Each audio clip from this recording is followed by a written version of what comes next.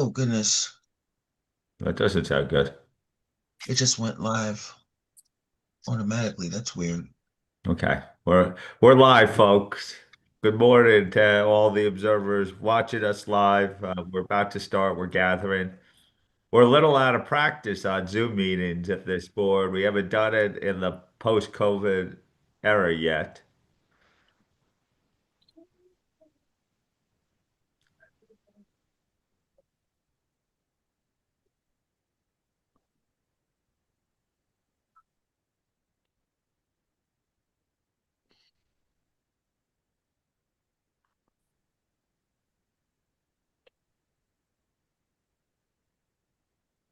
Has everyone joined?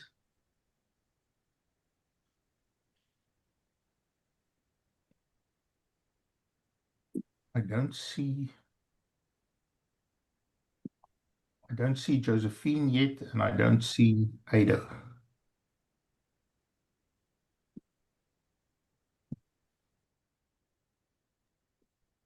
Apologies for the slight delay. And I don't see Robert as well. He was trying Robert's to. here. I see him in the bottom corner of Oh, okay. I noticed he was trying to enter to join, but I didn't see. Yeah, he. Sammy's about to join. Um,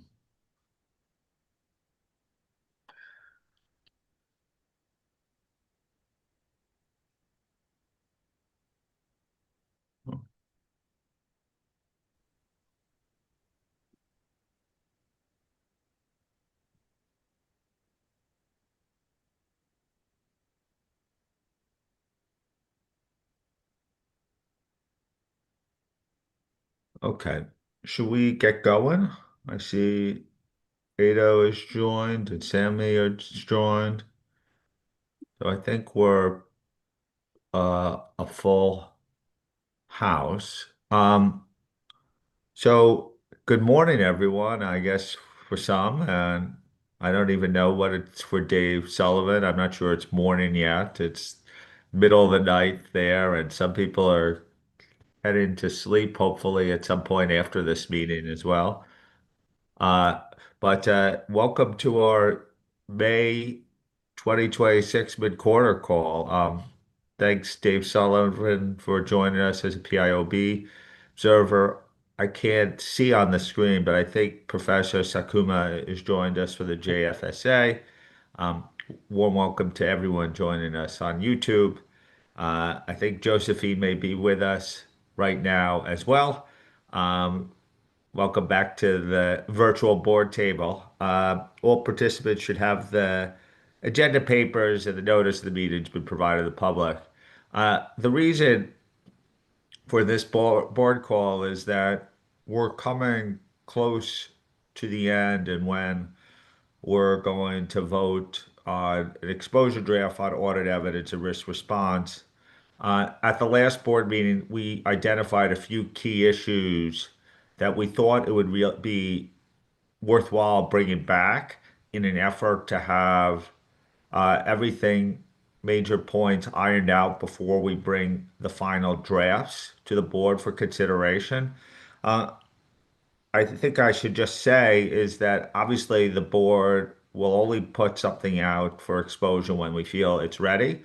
I think we're in a very similar place to where we are on a lot of our complicated exposure drafts and final standards at this point. We're being very diligent between last meeting and this meeting. There's been a lot of outreach that's occurred with the profession and other stakeholder groups, including IOSCO and IFIAR. We're taking all of these comments into account.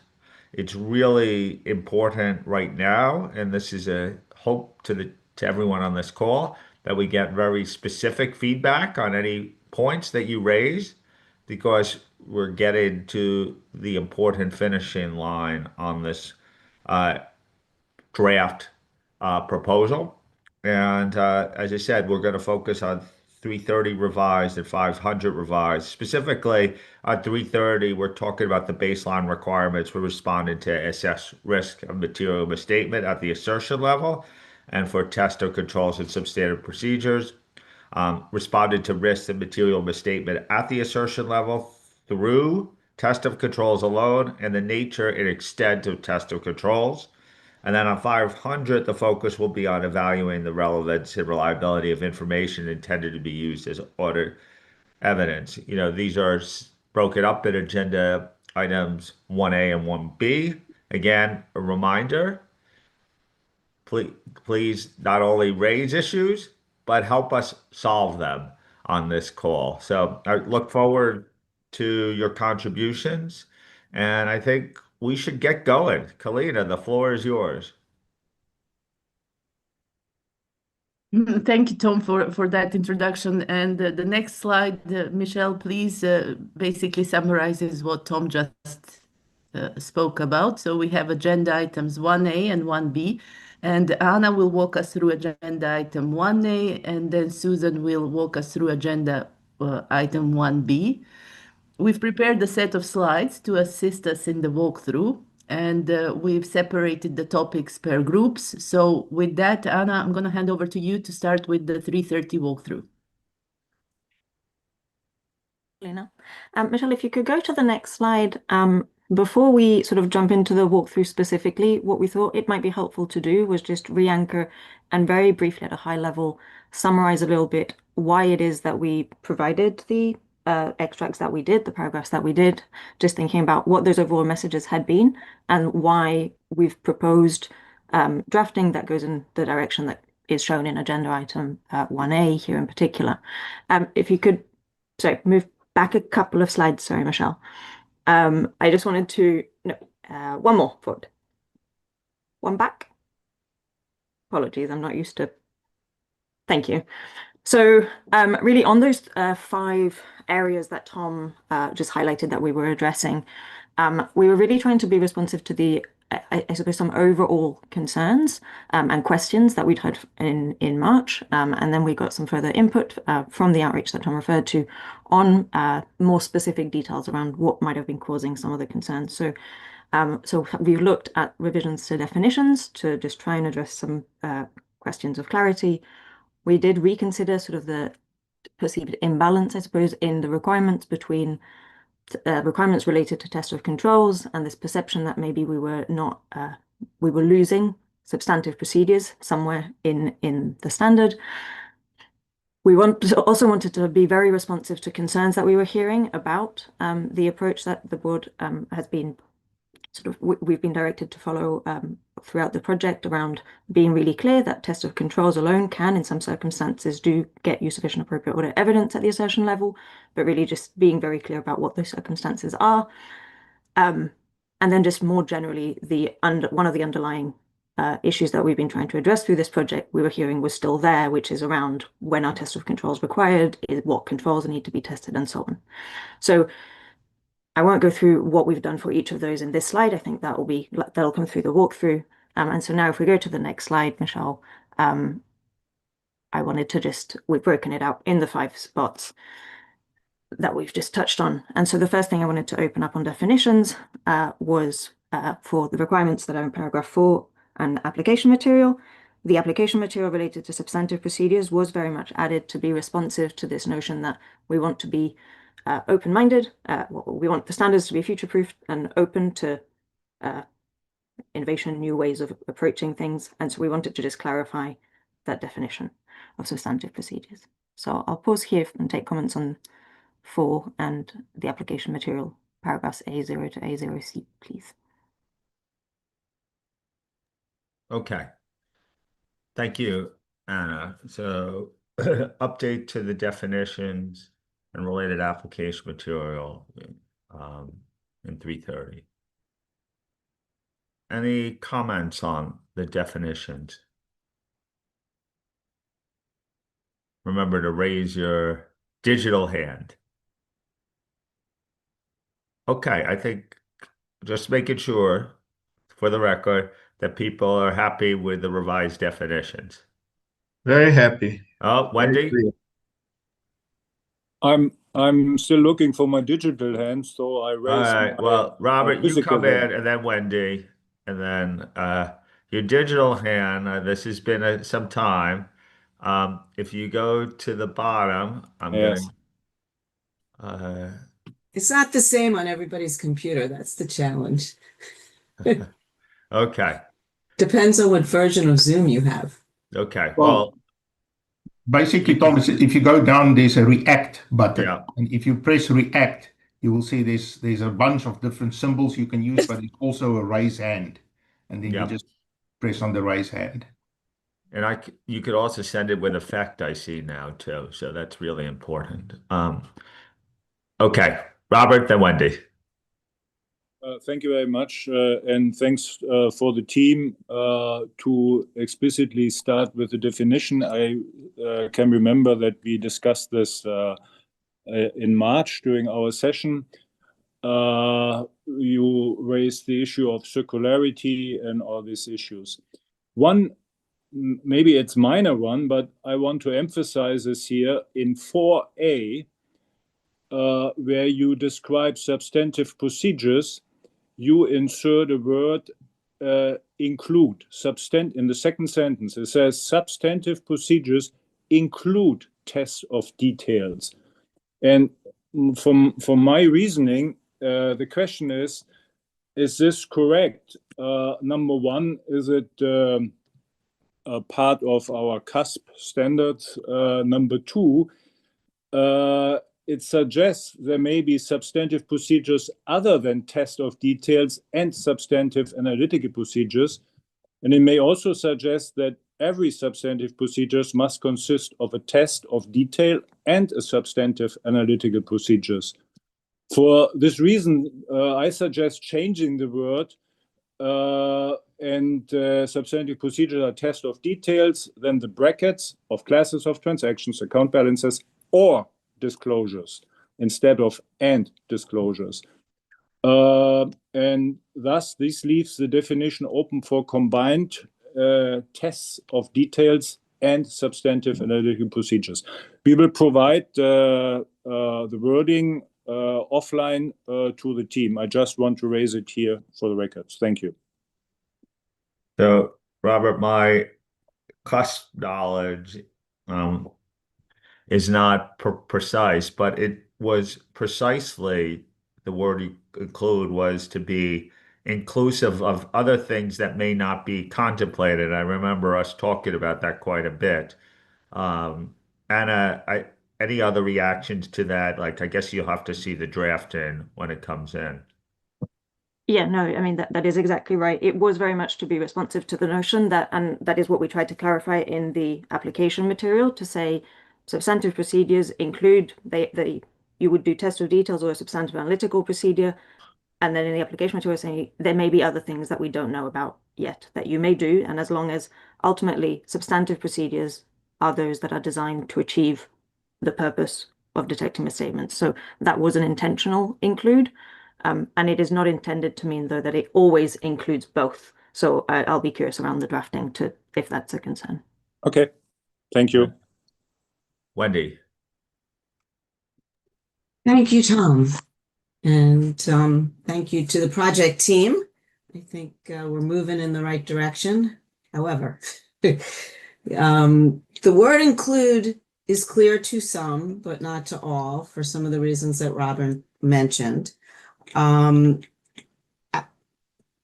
suggestion, and I think we sent this in post the March meeting, is to cover all of this confusion really in the application material and just delete the second sentence, because in the requirement, it is causing a lot of confusion.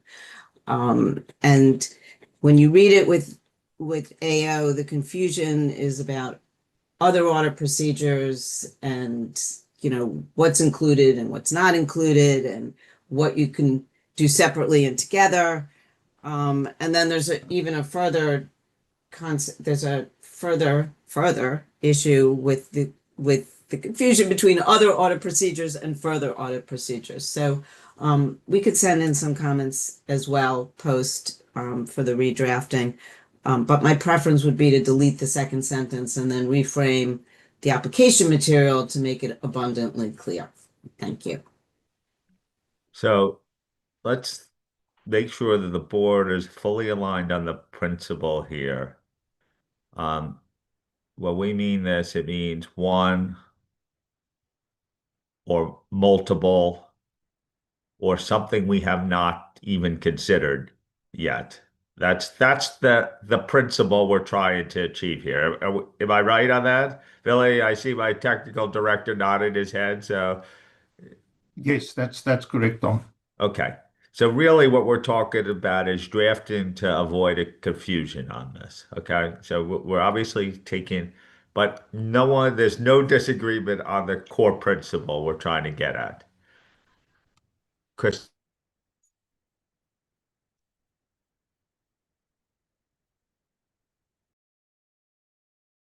Christelle? Oh, yes, thank you. Sorry. Thank you, Tom, and thank you the team for what you are proposing to us. I have a comment on paragraph A0. So it's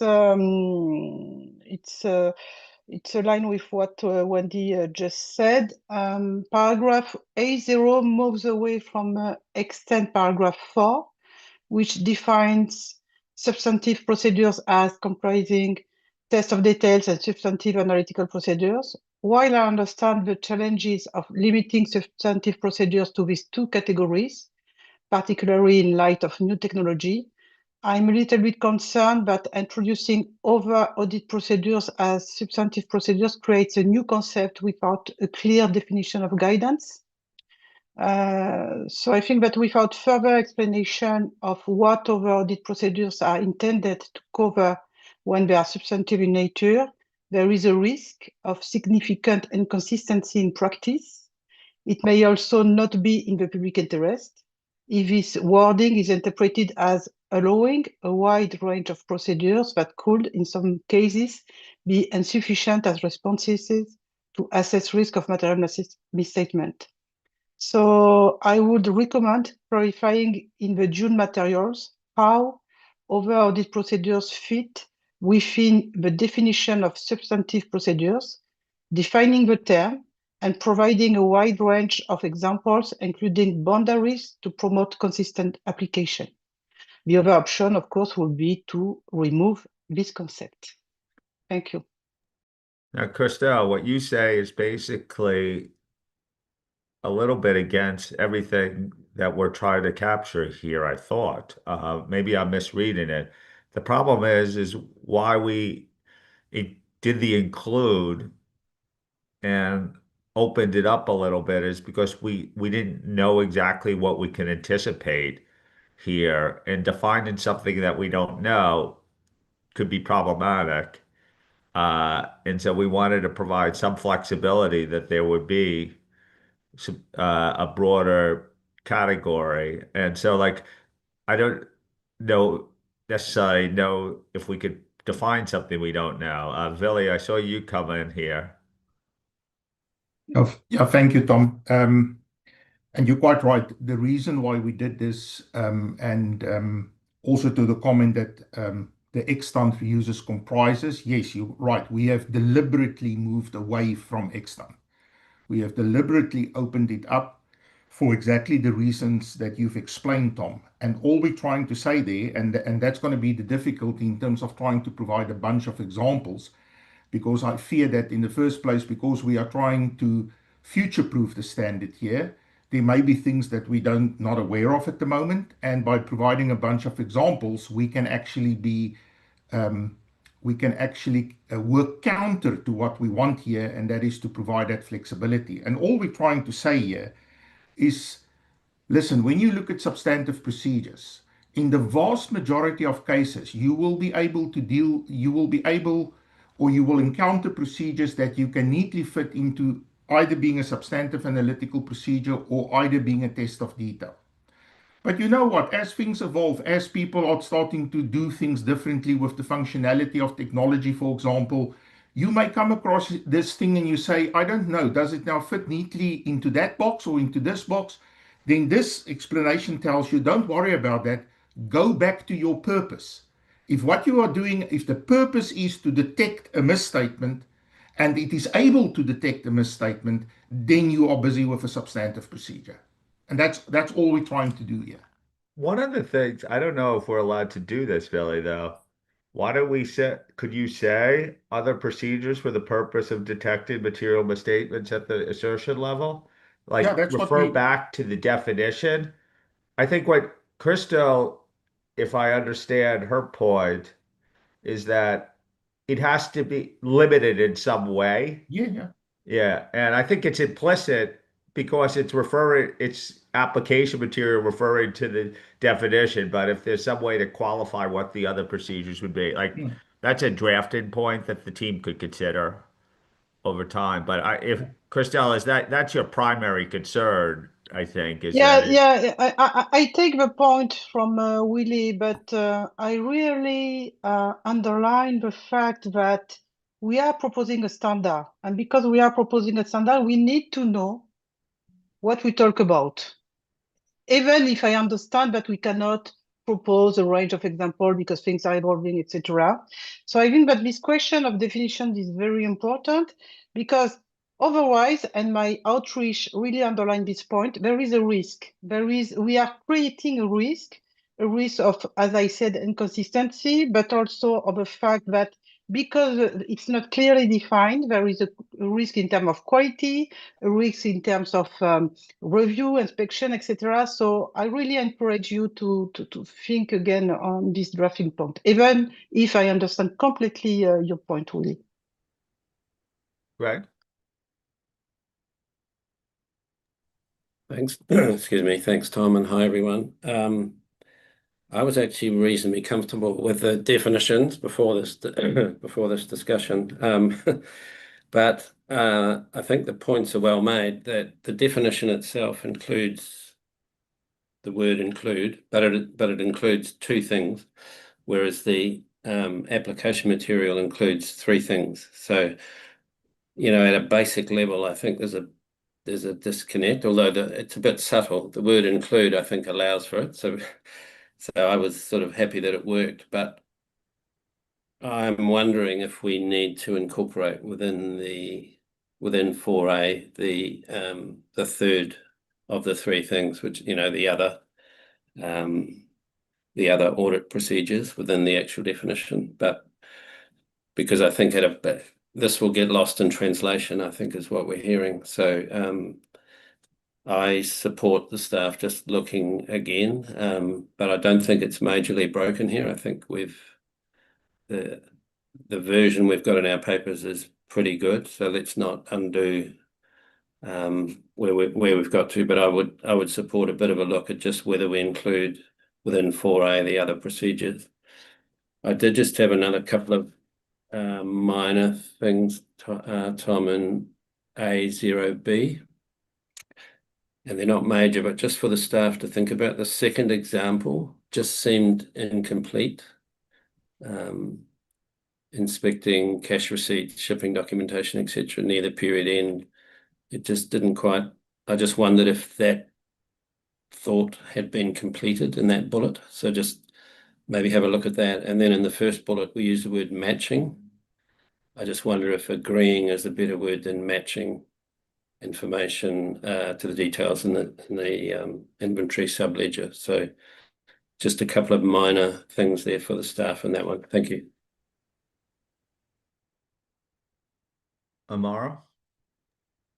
Yeah, thanks, Tom, and good morning, good night, and good afternoon to everyone. Well, I'm similar to Greg, I guess. My reaction, I was okay with the way the staff proposed. The only thing that really annoyed me a little bit when I read 4A was when I compared with the A0 is the inclusion of or audit procedures. So my initial thinking was why don't we include this in the definition and then do not use the A0, because the only purpose of A0 to me is to include our other audit procedures. I think we are all talking about the same point. We have what we want to say here.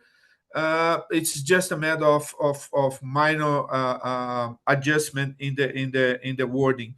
So yeah, I think I was okay to go with it, but hearing the reactions, I think if we are writing this and we do have doubts, I think it would be wise for us to just adjust here. In my view, was to include or audit or other audit procedures in the definition, and then we'll be straight away.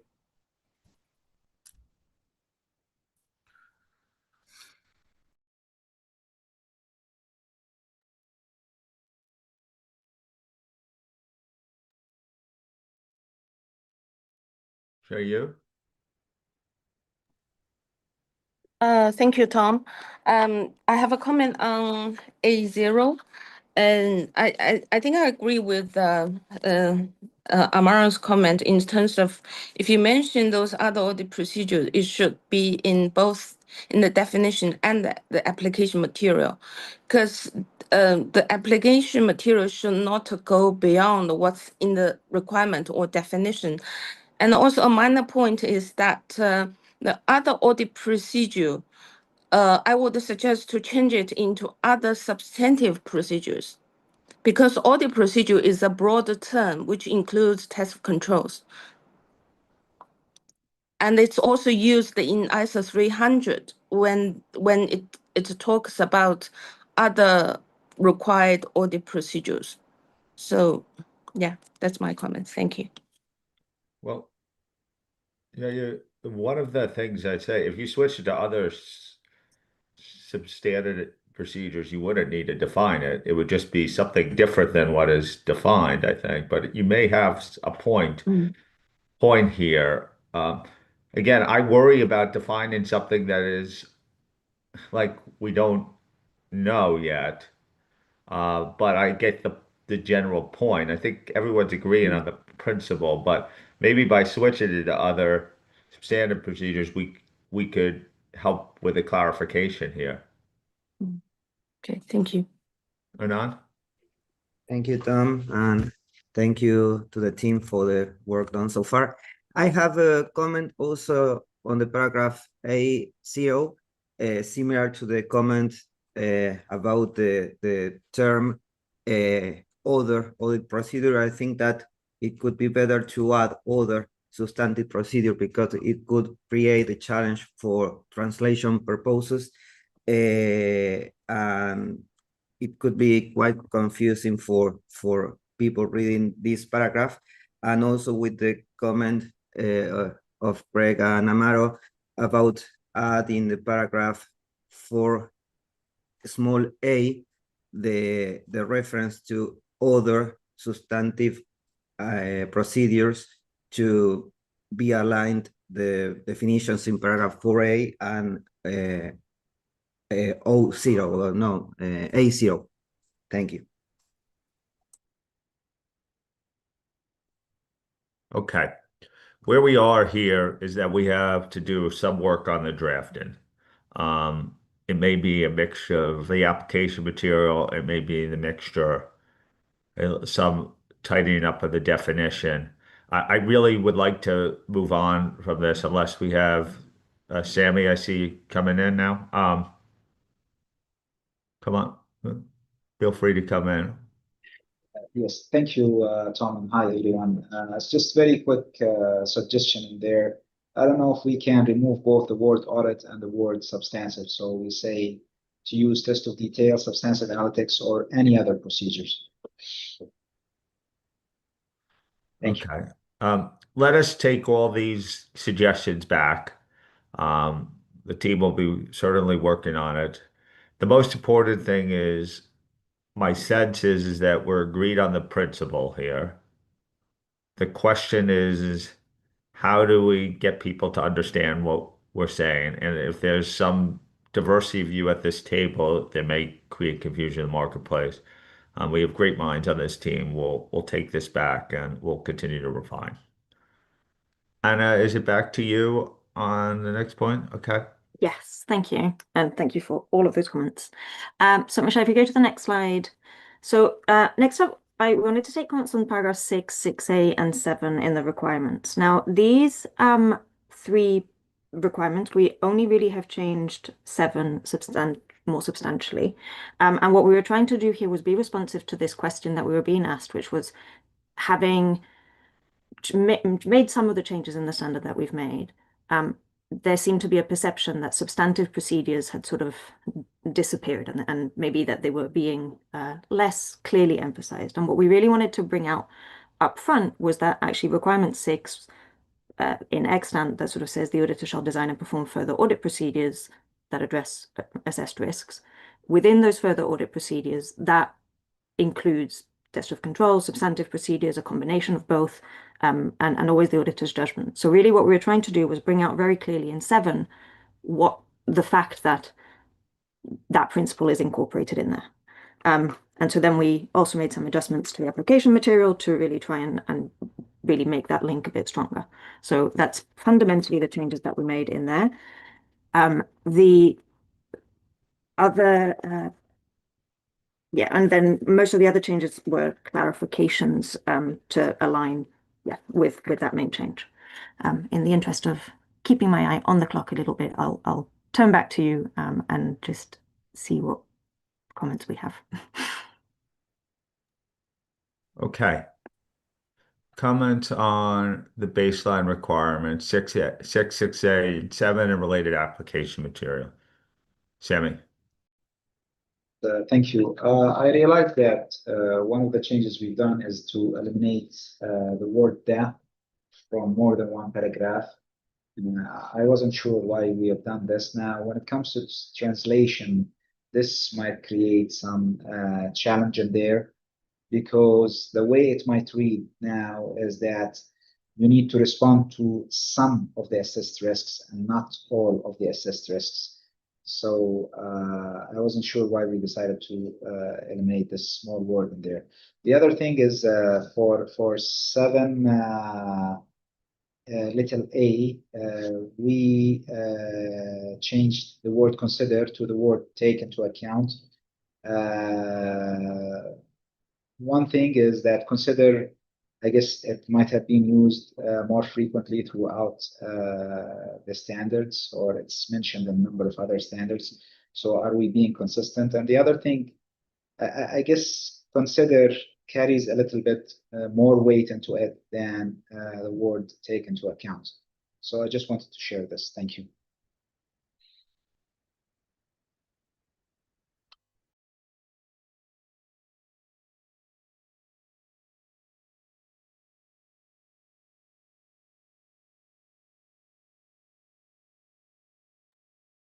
Nancy?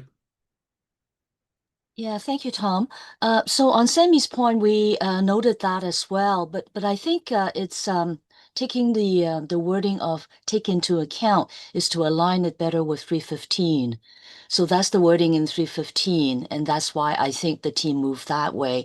So initially, we had a similar thought like Sammy, consider would be better, but 315 that drafting came in after 315, right? So that's that point. A couple of things.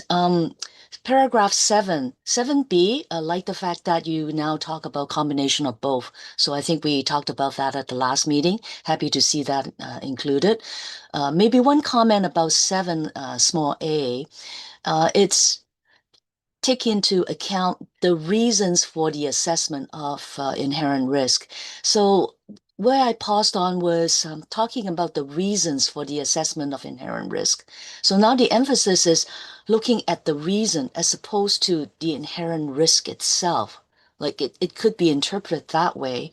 And when I read the extant wording, it's actually 2 elements. You were looking at the inherent risk and the reason for the assessment. So I think the simpler way would just be talking about taking into account the inherent risk and control risk and not get into the 2 specific elements. So I paused on it, I thought about it. Why would you talk about the reason of the assessment? Perhaps it's that fraud angle. So it's a little bit beyond just whether the inherent risk, where it situates within the spectrum of risk. So maybe think about that. Thank you. Hernan? Thank you, Tom. My comment is similar to the Sammy's comment in paragraph 7. I think that it's better to keep the term for each relevant assertion, blah, blah, blah, in the first part of the paragraph and not moving to the small a, because we are referring to 3 actions, and the 3 actions are refers to the relevant assertion of a significant cutups. And if we move to small a, it seems that we are just referring the cutups to the action stated in this paragraph and not in the 3 actions. Thank you.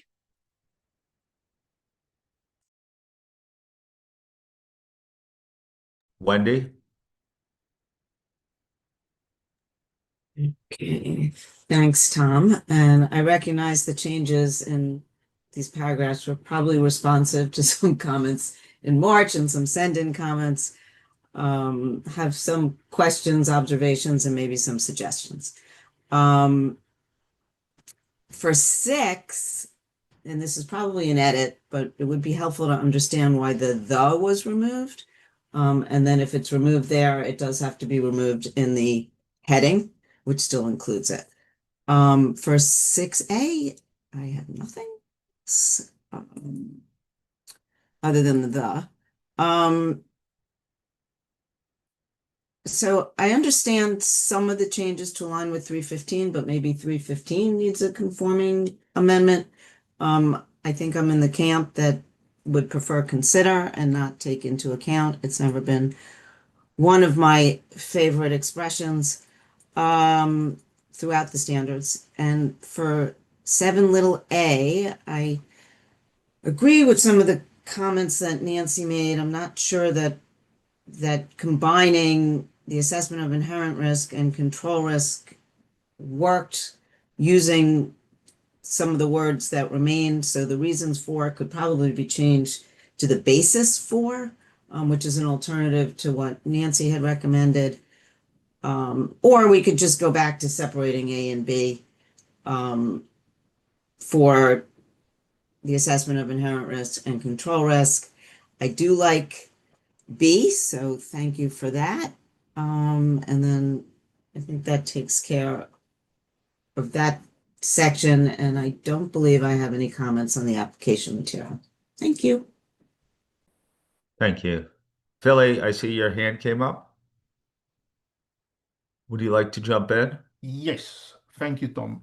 I just wanted to respond, and I'm sure Anna will also respond to a number of the comments that were raised.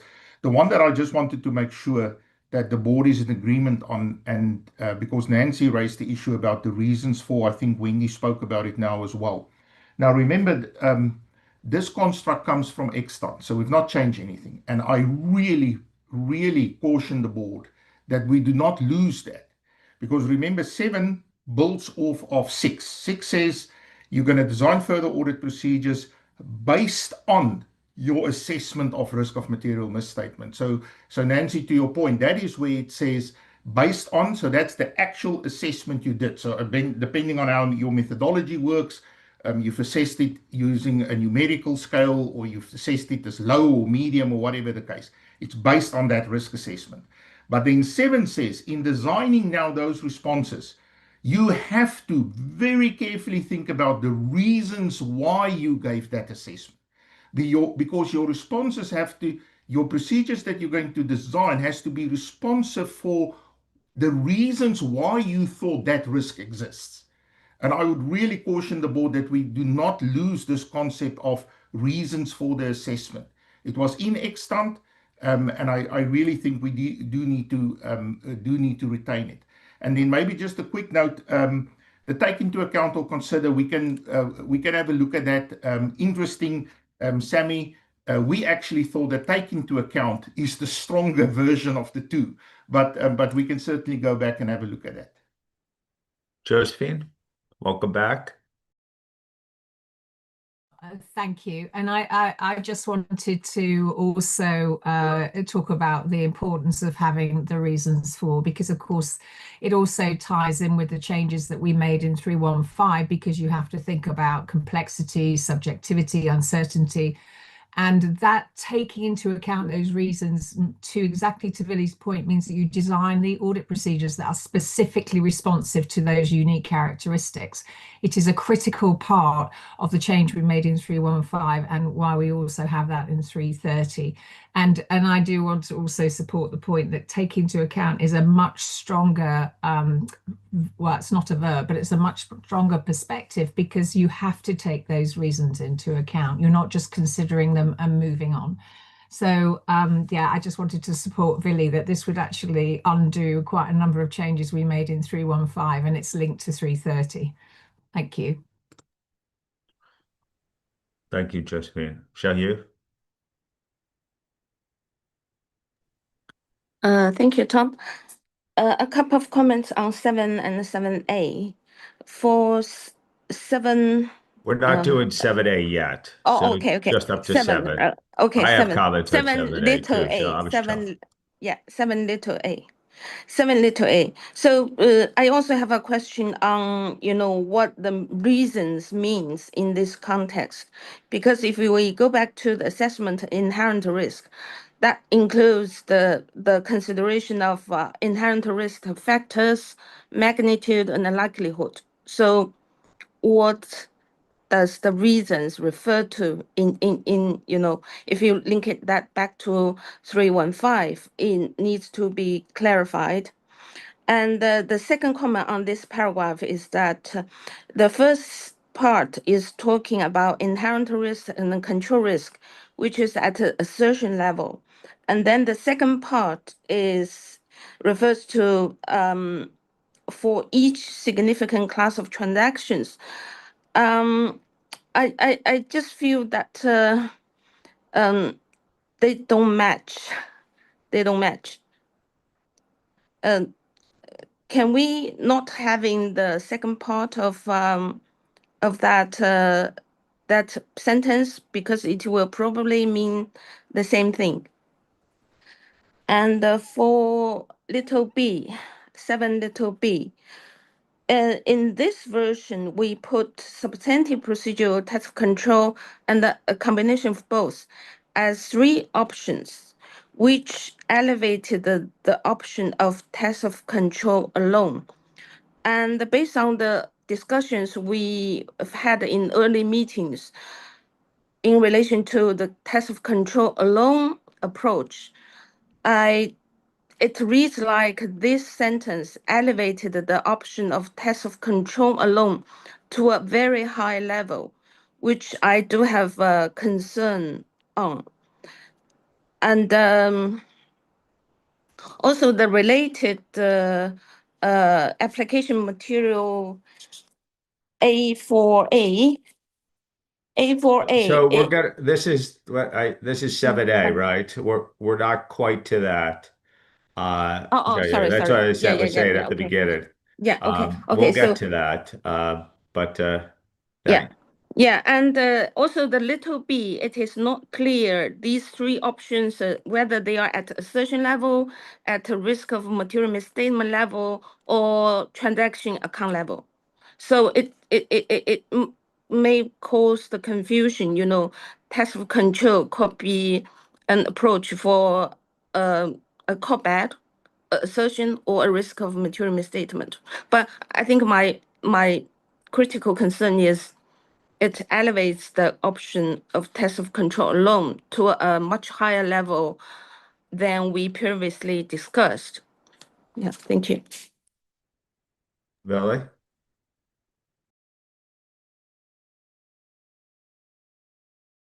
You're on mute. Sorry, on mute. I just wanted to clarify again that the notion of that you have to take into account the reasons for your risk assessment. And remember, the reasons sits back in 315, as Josephine has explained. You've considered inherent risk factors, events and conditions, whatever.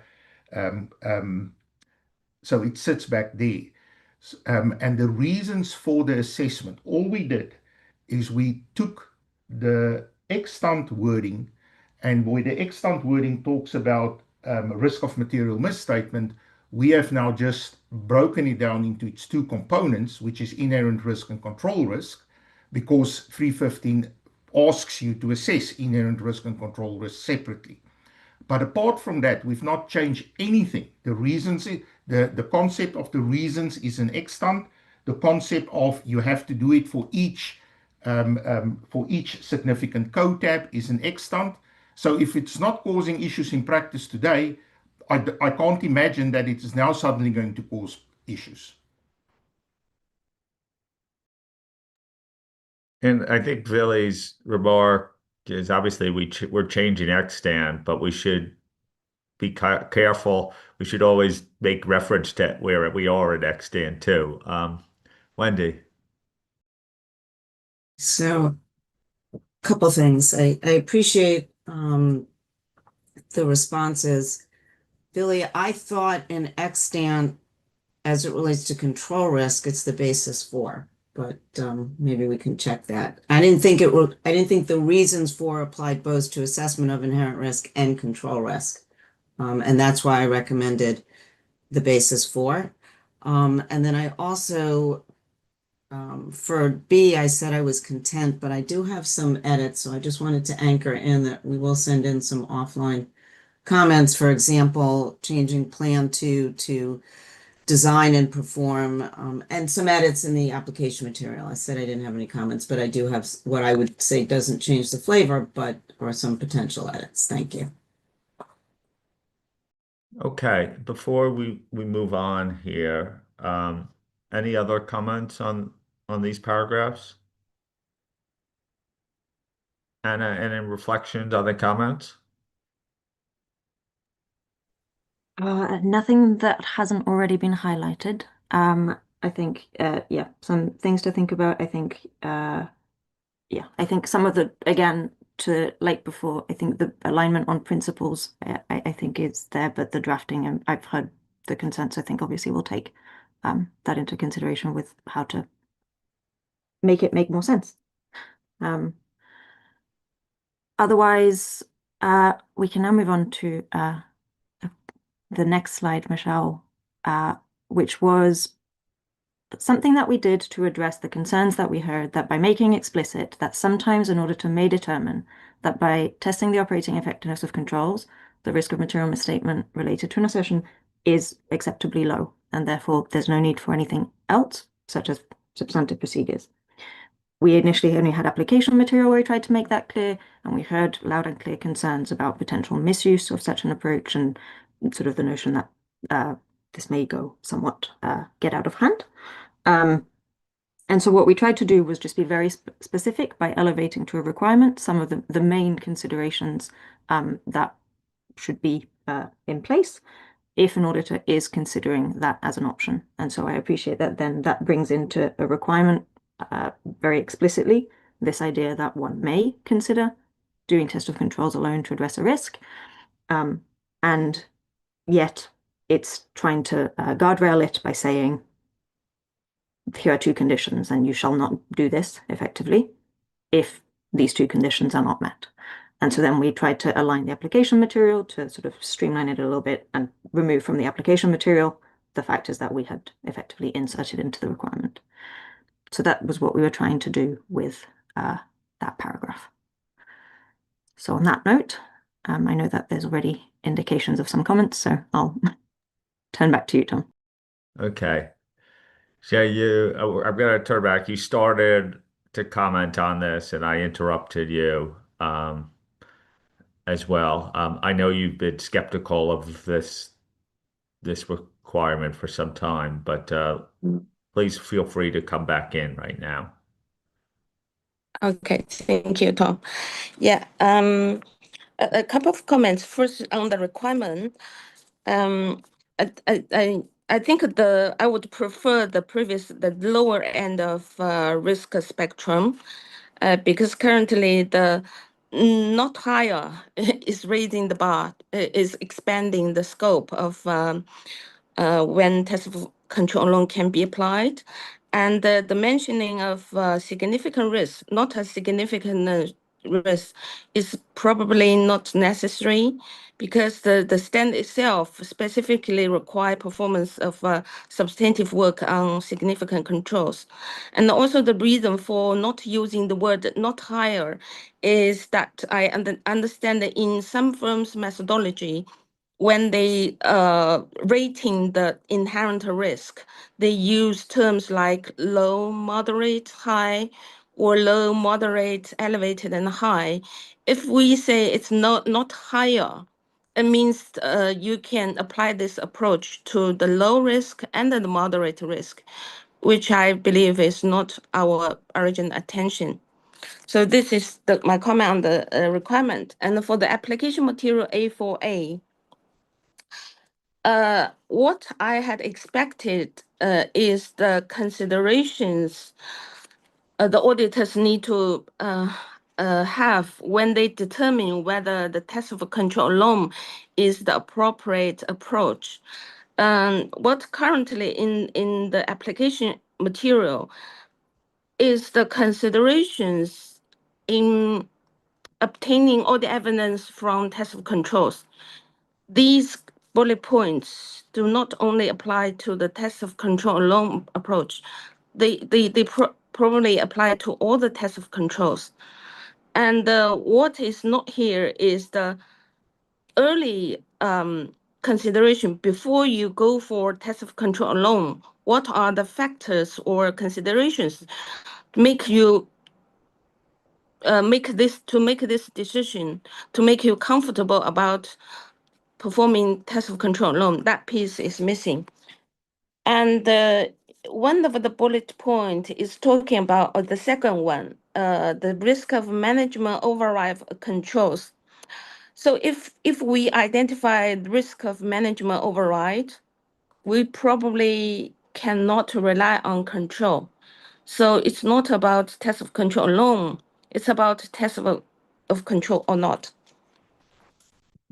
And on the next page, the example, this example is not an example of test of control alone. It's an example of test of GITC in response to IT risk. So I think we need to change the example. Thank you.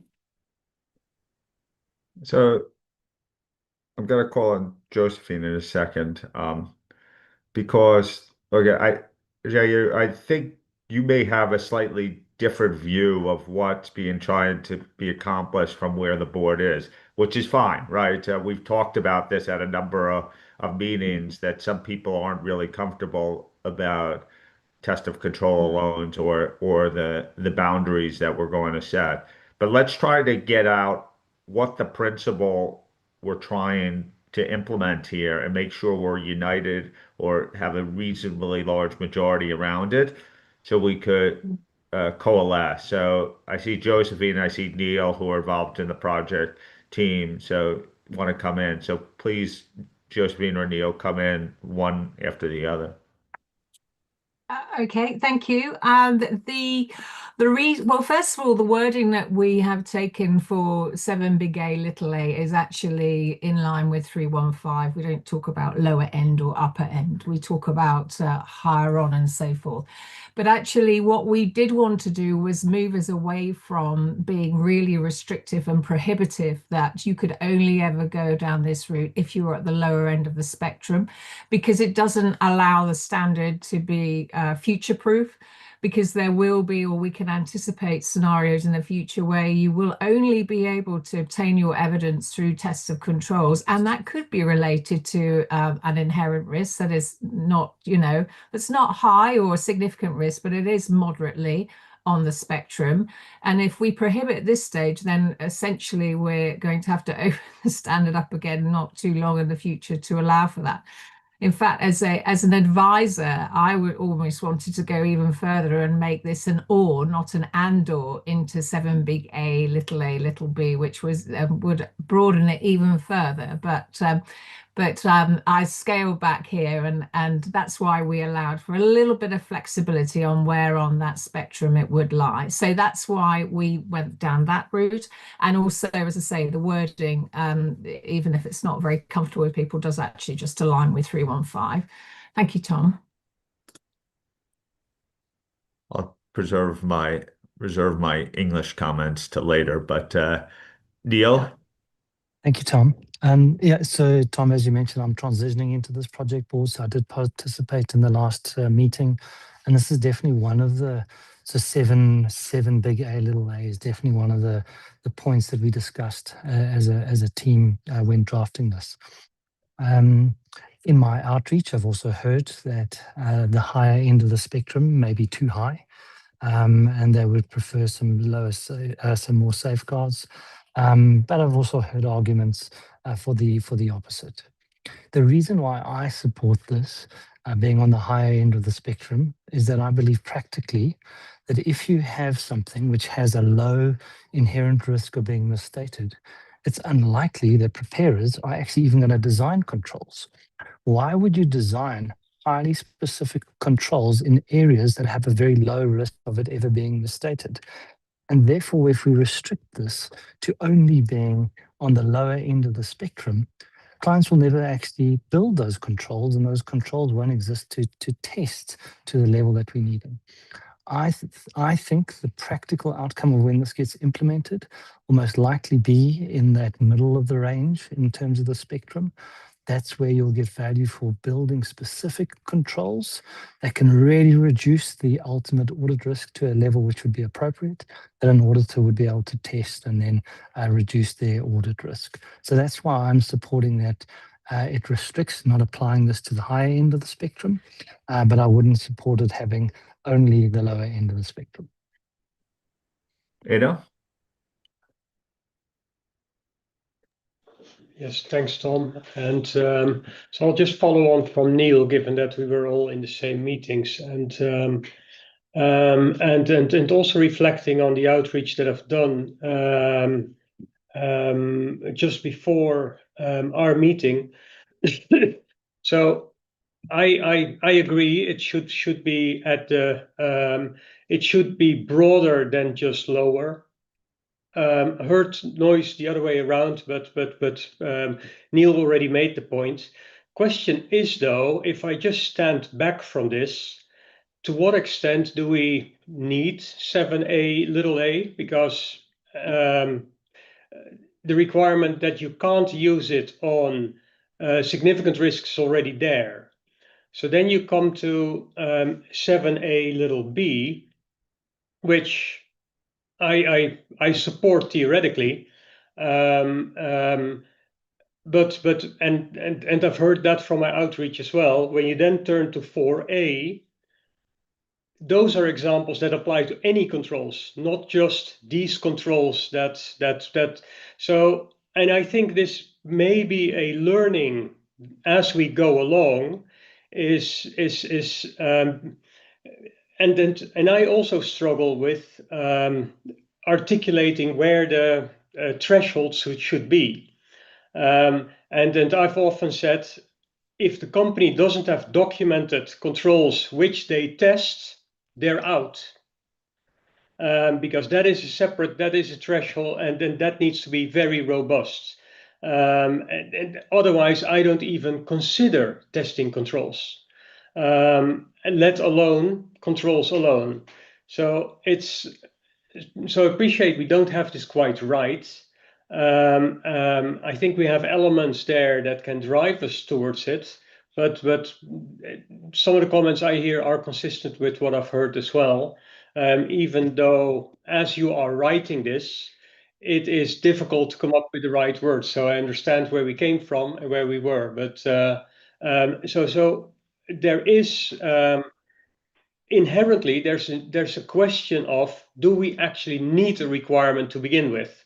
And I know that is counter to what we went into or what we heard from the last board meeting, but it is worthwhile reflecting on it, and to what extent application material cannot better solve this rather than putting it in a requirement, because the requirement is putting a lot of people on the tip of their seats. Thank you. Okay, and if you stirred things up there a little bit, provoke. Look, I think one of the things we need to be clear about is we've heard now 3 project board members and staff try to explain what we're trying to accomplish here. And what I hear is that where you could use test of controls alone, there are circumstances that need to exist. Um, they don't want to prescribe those circumstances too much to be future proof. And they used, let me see if I'm getting this right, and anyone can jump in, but I'm trying to clarify. They're using 315 and language in 315 to try to articulate the circumstances. Um, the application material is meant to further clarify that. We have a point of view, and I think of some people who are skeptical even about the use of test of controls alone. Like, I don't think we could resolve, like the board seems like on many occasions they've noted that opinion, but are still comfortable with moving forward with circumstances of test of controls alone. Like, other board members could continue to put that on the record, but I think we should accept at this point of time, this board right now wants to go out in exposure to say that there are circumstances to do it. And it isn't just limited to the most lower end of the spectrum, right? And so the question is, are we articulated in such a way to capture the board decision? Ado has made a suggestion of whether a requirement is even needed now and whether application material is needed. So, like, I think we need to disaggregate the different points here, or we're going to be spinning our tires here endlessly on this. So, are people understanding what the board position is on this, right? That there are circumstances where test of controls alone are permissible. That's number one. And some people may object to it. That may be a fatal flaw or may not be. Second of all is like, what are the circumstances of doing it and whether uh, do people agree with the teams, the project teams, with the project board members, the board project members as well, that it's beyond just the lowest end of the spectrum. And raise your hand physically if you want to come in on that point. Sammy.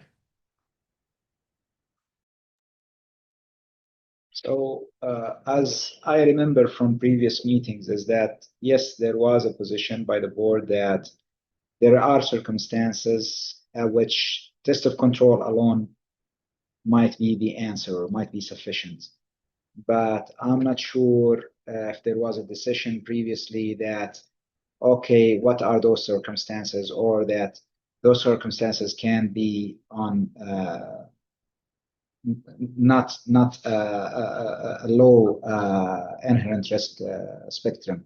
So what I'm trying to say is that we already made good progress. That okay, before it was that test of controls alone was not accepted. Now it is accepted. Moving immediately also to say that it's also accepted even when the inherent risk is not low, might look like some significant move at this time. So maybe okay, fine, we accept this control alone, but we stick to the fact that it has to be a low inherent risk. And then we decide on a future basis if further flexibility might be warranted when it comes to drafting the disclosure, the standard. Thank you. But Sammy, the reality is that reopening a standard is very hard. And so I guess the question before the board is how much do we want to prescribe the use of test of controls alone in this standard today, recognizing that reopening a standard is hard. So you've now my guess is what you're saying to us is that you just believe it has to be way down on the lower end of the spectrum. To some extent, this is what Jayu said, is like she thinks we've opened it up too much. I think what we're trying to get at is does the great majority of the board support what the board project members were trying to say here or not? Maybe I'll call upon the people with hands raised and they could comment on this point. Christelle? Yes, thank you. My comment was on this point, and I agree that there is some circumstances when a test of control alone are appropriate. In fact, I was not sure that will be sufficiently clear the paragraph 7a little a. The reference to not higher on the spectrum of inherent risk is used in application material, but apart from higher risk in ISA 600 revised, it has not generally been used as a condition in requirements.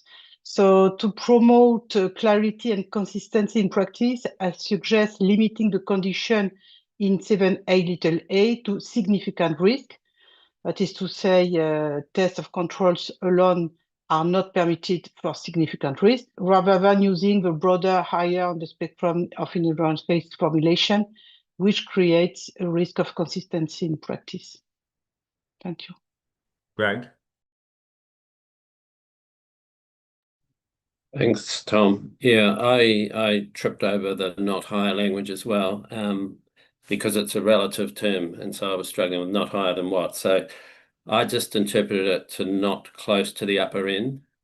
So I guess I was happy to leave flexibility in the middle. And I thought that was the intention of the drafting, was that we were just trying to say, well, stay away from the higher end, stay away from significant risk, but everything else would be okay. But clearly we will need to test. This is a key point. Test the controls alone, is a key shift. And so when we do go out, I think we really need to explain where we've positioned this, and seek input on it, because it's a fundamental point. Thank you. I'm laughing, Greg, because your statement of higher than what is exactly what I texted the team the other day. Again, is sort of one of the things that we sort of are coalescing mostly around, but the drafting may not be fully understood to others. Anna, I saw you jumped in. Thank you. Yes, I suppose I was just reflecting on everything that I was hearing. The concerns about obviously well heard both in terms of language and writing things negatively and with comparatives that don't go back to its comparative point. Really, I think from our discussion, even as a team, 7 big A little b is really where we were anchoring. That is really the condition that is really important. It's ultimately we're saying the risk of material misstatement, as established in 315, is made up of two parts. There's the inherent risk and control risk. Both of those risks, the auditor just assesses them. Those are very much, they're the entities. Nothing that the auditor can do can decrease that. The auditor can only affect their assessment of it. And so because these things work together, the most important part for the auditor to be able to say, my test of controls can do enough about my assessment of control risk and confirm that it is sufficiently low that my risk of material misstatement as a whole is low enough that I don't need to do anything further. That is really what we're talking about. Is there's something about the effectiveness of the controls at addressing the inherent risk and the reasons for the inherent risk, to pick up the conversation from earlier. And so really the effectiveness of those controls is what we understood throughout the conversations that we've had as being the most significant piece. I hear the questions or the points, the observations, I suppose, that the characteristics in A4A could really apply to any control testing, and that in a way makes sense, because any test of controls, what you're trying to achieve the same thing. You're trying to achieve evidence that your control is effective at addressing the inherent risk. And really here is just saying it needs to target all of those reasons that you identified your inherent risk, not just some of them. And so I suppose I just wanted to, maybe if we pause the anchoring on what the level of inherent risk needs to be or not be, other than definitely not a significant risk, and we think of that. I can certainly think about examples in practice where different firm methodologies may have different buckets for levels of risk and different levels of evidence that you can obtain from test of controls, and sometimes falling into a bit of a, oh, well, now I have to do substantive procedures as a top up, even though I don't think they're really adding that much to my pool of evidence. And so I think for those fears around how sort of capturing moderate like risks that are not at the very lowest end, but sort of more along a bit higher up on the spectrum, I think that may already be happening in practice, except for the sort of with this notional top up, which might not really be adding that much evidence. So are we suggesting removing 7A, little a, and sort of enhancing application material around it of this paragraph to respond to people? I think the majority of this board is behind the concept of what we're trying to capture here. Sort of up to some flexibility beyond just the lowest end of the spectrum, right? And around the general principle in 7A-B. Is that correct? So if that's the case, I think I'll like some more comments. We should send that back to the team to do drafting and come back to the board with a solution. Nancy? Yeah, thank you, Tom. So a couple of comments. First off, if I were to look at it as the overall picture, I'm quite happy with the approach that the team is taking. So one of the concern was that whether the threshold was too low for people to wander into taking test of control alone to be sufficient. And now we actually have a conditional requirement. So I'm very happy about that. Now it's talking about what do we capture in that requirement paragraph. So I'm quite comfortable with what the project members, board members explained with the not being at the high end. So that middle range, I think, is fine with me. So I'm in that particular bucket, Tom, that I'm comfortable with saying that it's not high, but also tripped up with the comparative. So the wording doesn't quite work just yet. And I know Anne or Ida, we're talking about removing that or we'll fix that. So B, the concept is there, but then I think the wording, again, I get tripped up and I don't think it's clear.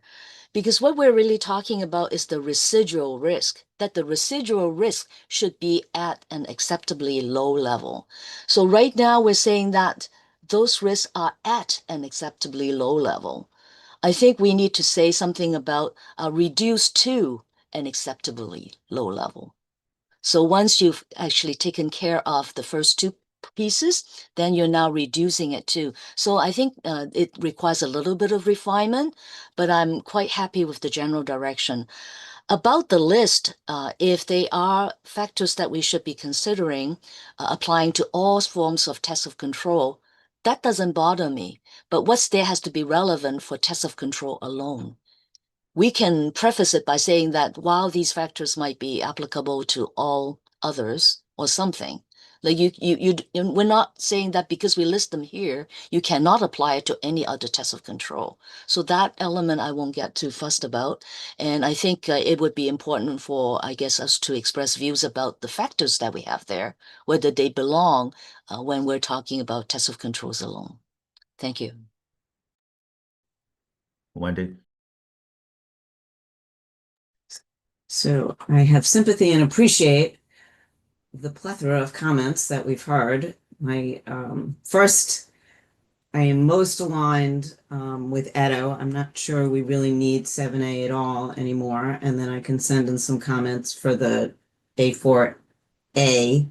I was getting concerned that we weren't giving enough direction to the project team, but I think Anna has got this. So whether or not it stays, A comes, A, 7A, little a comes out and we focus on B, and that's what ends up in the requirements, then I agree with Nancy. There's some tweaking needed to what actually acceptably low level means. And then, correspondingly in the application material. I just want to state that I am comfortable with the direction principally that has been described over and over again, and not restricting tested controls only to low. But that also informs why I think we should take 7A and put it entirely in application material. Although I might have said in a previous call it needed to be more implicit. I think when I read it here, it gets very confusing, and our feedback supported that, similar to the views that Edo expressed. And so we can, depending on what we decide, we can send in some comments offline. Thank you. So yeah. Yeah, thank you. A couple of additional comments on this point. First, that in practice, typically for each audit engagement, the number of significant risks is we only have a handful of that. So to allow the test of control alone approach to all the risk apart from significant risk means that majority of the risk of material misstatement at assertion level could apply the test of control alone approach, which if the majority of the board members agree, I would accept that decision. But I would like to caution that in that situation, we need to have a very relevant considerations or factors when for auditors to consider in making this choice or making this decision to go for test of control alone. And also we need a very good or a couple of good examples to illustrate when and why the auditors may come to this choice of a test of control alone approach. And the second point is that when we discuss about 33018, which has been removed, I said that that requirement was not only for material callback, but also for significant callback. So now we have removed the 18. So my question is the test of control alone approach at the assertion level, at the risk level, or at the material class of transaction, combalance or disclosure level?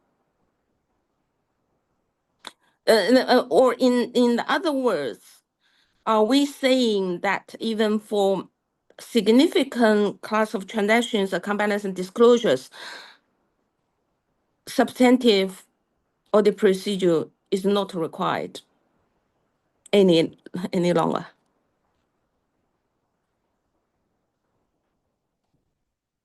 Okay. Does someone want to respond to Ada? Yeah, I'll happily respond, Tom. So yes would be the answer.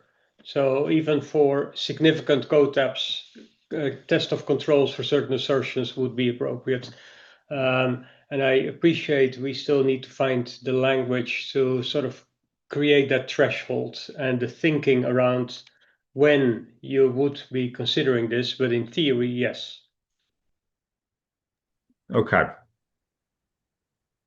So Ada responds to that position. I think we have general coalescence around what we're trying to accomplish here. There are a number of options on the table about removing parts of the existing requirement and enhancing application material. I think the team needs to go back and just think about what they've heard today and see if they could clarify it so people are very clear about the circumstances on which test of controls alone are permissible and the principle of what it's trying to do. Josephine, your hand up, and then we need to move on. Sorry, I just wanted to come back. Apologies. It was just something that I thought I might mention because I think that there might be concern here under the undertone, which is the auditors are just going to do the wrong thing. And it brings me back to the point that Ado made earlier, which is one of the things that we discuss as a project board is what you don't want to have is a scenario where the auditor is testing operating effectiveness of controls that in fact they ended up documenting themselves because the entity had not got sufficient understanding of their controls to begin with. And that is a problem today. It was a problem when I was auditing. So it's not gone away. And I think this is possibly an area when we think about not worrying about operating effectiveness or ROM or anything like that, but thinking about the practicalities of when you can really actually engage with this scenario at all. And maybe if we focus on some of those examples, Tom, rather than worry about the examples that exist, which the point was made in all sort of considerations when testing controls, that might bring it to life a bit. The application material here needs to be more practical than theoretical. And so that's something the drafting team could think about. Thank you. Great. I'll leave it to the team to think about that. Anna, back to you. Okay, thank you. Definitely, we will take all of that back. Michelle, if we can go to the next slide, please. The next requirement that I just wanted to pause on was some revisions to paragraph 8. So what we had heard last time is that, and the related application material, is that by retaining the language in extant around when the auditor shall design and perform test of controls, by retaining the language that in a specifically that talks about the test of controls are required if the auditor's assessment of ROM at the assertion level includes an expectation that the controls are operating effectively. There were questions around which controls, is this all the controls across the entity? Is it all the controls that address every single individual risk at the assertion level? Is it like everything? What if I've not planned to test all of them? There were sort of questions around that. And we sort of went back and we hadn't deviated from the language in extant, but we just really wanted to make clear, first of all, it's only you design the test of controls. This is all in the context of the responding to risks at the assertion level. So you're designing these tests of controls in response to the assessed risks of material misstatement at the assertion level. So it's just clarifying that you have taken into account an expectation of controls working. And then we rearranged some of the application material to make very clear that what those controls are, that those controls may be direct controls and indirect controls are combined, only direct controls, and so on. So I'll pause there and just take comments on paragraph 8 as a requirement and A19AC to A24AB. Okay, thank you.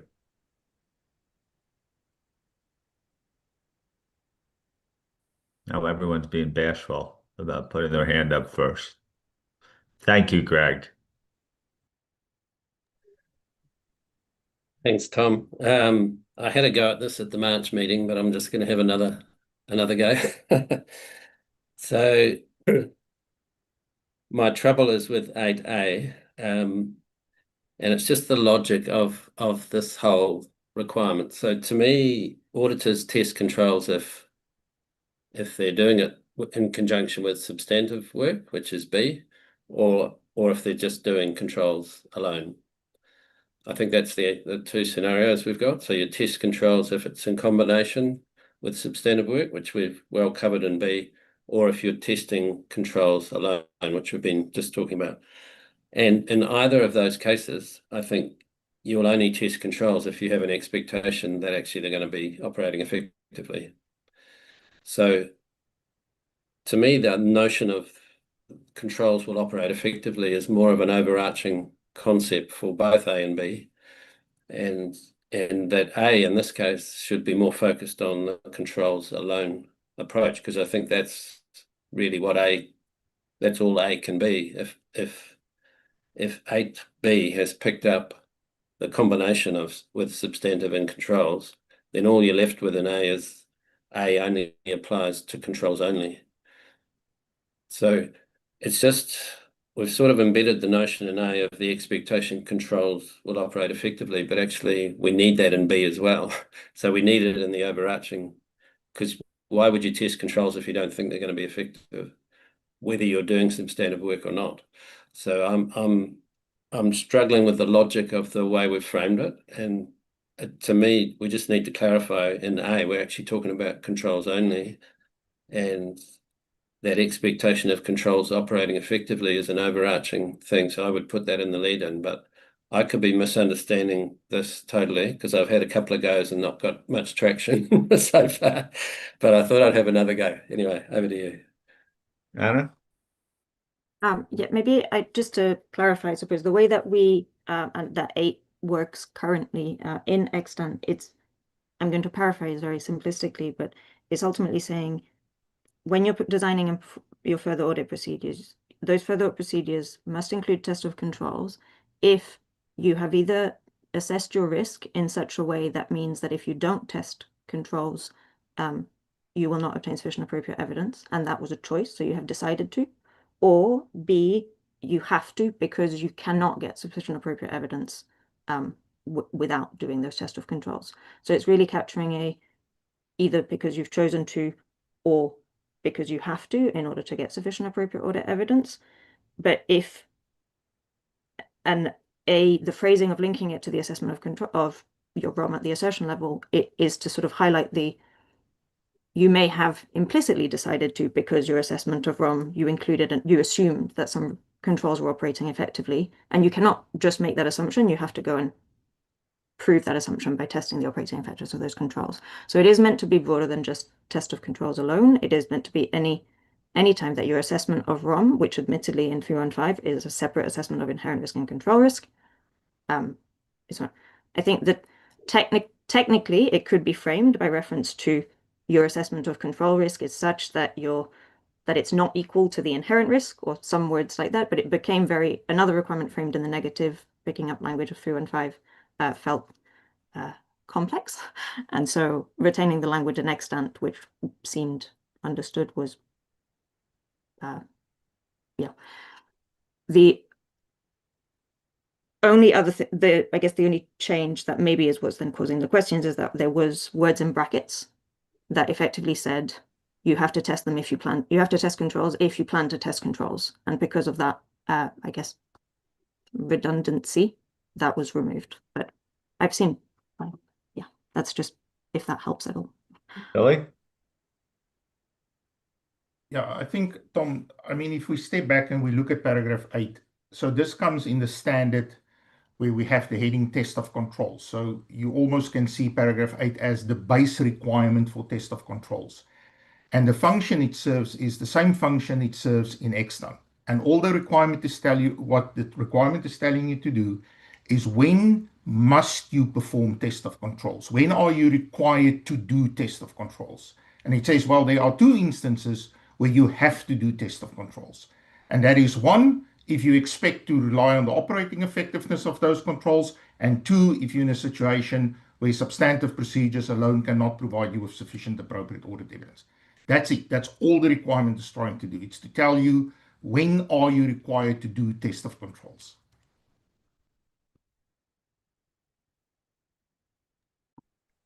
Wendy? Thank you, Tom. Appreciate Willie and Anna's explanations, and so I have to sit with that to see if that is coming through clearly. Otherwise, I only have a comment in the application material, and just to say in outreach, we had a lot of discussion about the bullet related to AI in A19A.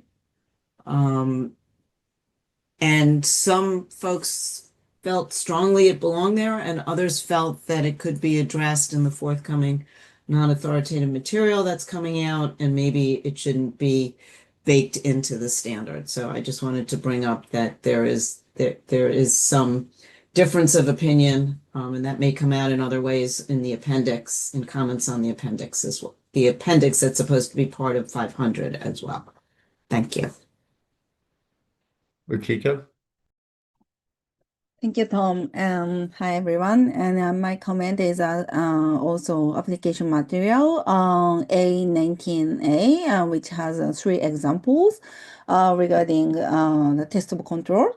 So I think it's really positive to the team. I appreciate the team to revise everything here, especially you included the 3rd example concerning adaptive, probabilistic, and non-deterministic technologies, which emphasizing greater caution. But I think I have some suggestion in the wording, because there is 2 things. So in the one thing. So second bullet point. So there is a statement that automated controls are less susceptible. However, the term automated alone could also encompass the adaptive and probabilistic cases mentioned in the 3rd bullet point. So this 2nd bullet point and 3rd bullet point says really the kind of opposite direction, but it may lead to ambiguity because the automated includes adaptive and probabilistic. So to clearly distinguish the 2nd bullet point and the 3rd bullet point, I suggest adding the word deterministic to the 2nd bullet point. And I think in other place like A29, so this was very well distinguished. So I suggest this wording for the clarity. Thank you. Sammy? Yes, I just would like to refer to the to paragraph 8 and the extent. And in paragraph 8 and the extent, it says in brackets, at 8A, that is, the auditor plans to test the operating effectiveness of controls in determining the nature, timing, and extent of substantive procedures. So it reads like you test those if you are planning to rely. You test the controls if you're planning to rely on them. But now we removed those words in the brackets. So I might be wrong, but the way I read it right now is that testing is a must right now. Once there is an expectation that the controls are operating effectively, it's not a choice anymore, whether you're planning to rely on them or not.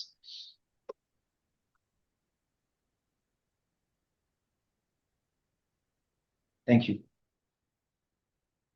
Anna, did you want to come in? Maybe it's more with a question, and just to see, so because the intention isn't to remove this notion of whether you intend to rely on them or not, but it is to make clear that as soon as your risk of material misstatement has been affected by a presumption that controls are operating effectively, you are relying on them, and you can't do that if you don't test them.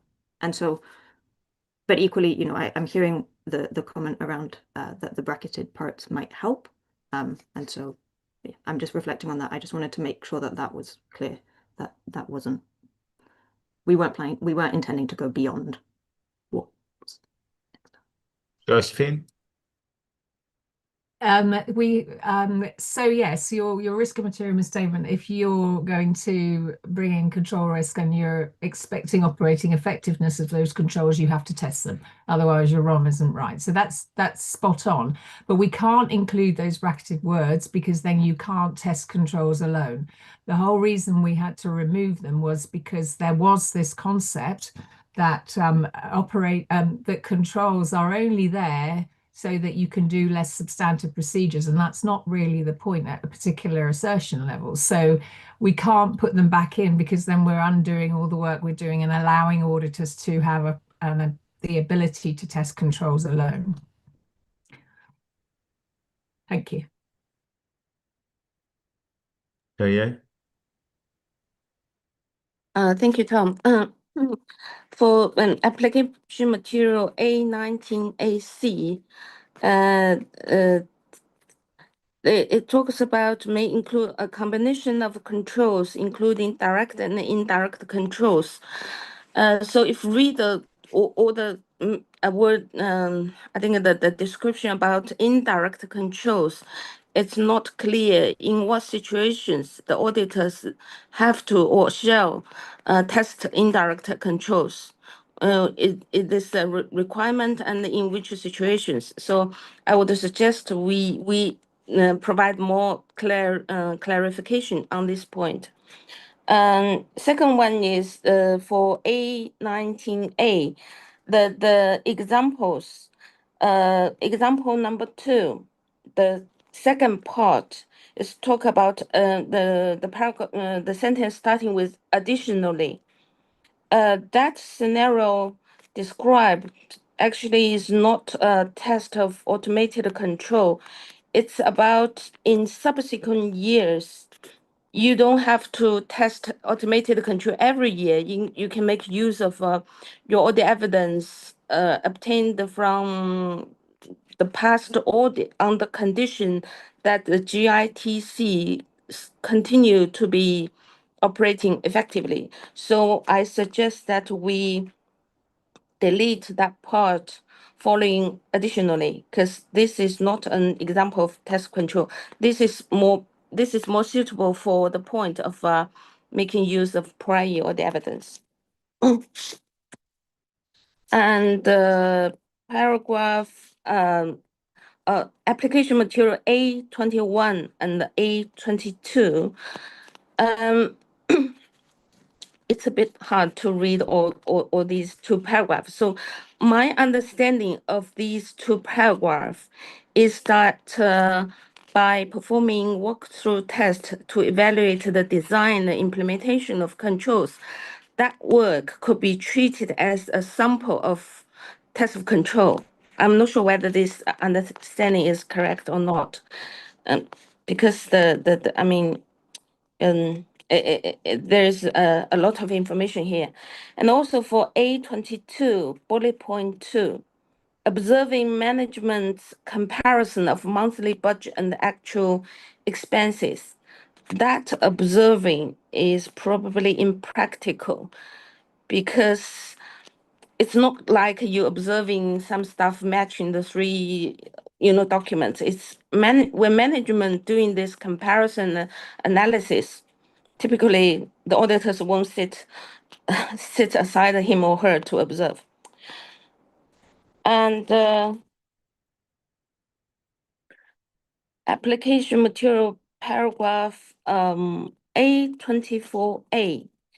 A24A, the first two bullet point or the second bullet point talks about the availability and the initiated process to record and report it entirely within the entity's information. So these 2 points, I think, is probably more relevant to the situation of test of control alone approach. Because here when we talk about substantive work alone is not sufficient. We are not moving from substantive test to a test of control alone. My interpretation of that requirement is that substantive test alone is not enough. You should have both test of control and the substantive procedure. But here, these two factors indicate it looks like you just can't do any substantive work.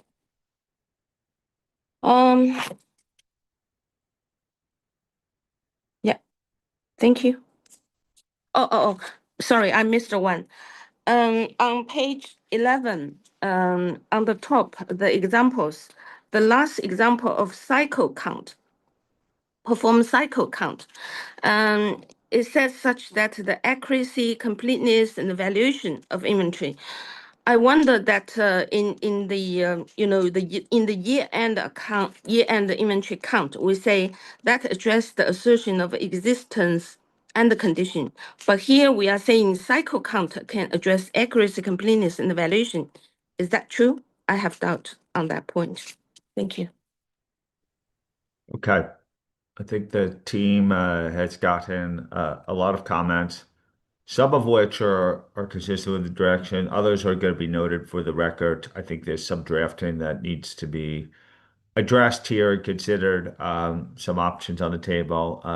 Anna, you have anything you want to add? No, all points well noted. I think in the interest of time as well, just invite also any detailed comments to come through offline. That would be helpful. So I guess the last point on 330 revised, Michelle, if we go to the next slide, were just the revisions that we made to paragraph 10 on on the nature and extent of test of controls.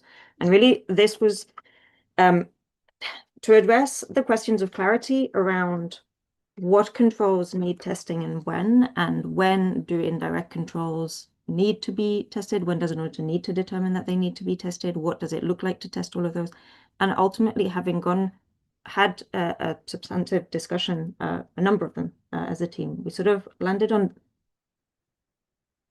the notion of performing test of controls, and the nature and extent of test of controls is already embedded in 10 little a, and 10 little b was potentially causing more confusion than was helpful and potentially leading to misunderstandings that could be best addressed through application material instead.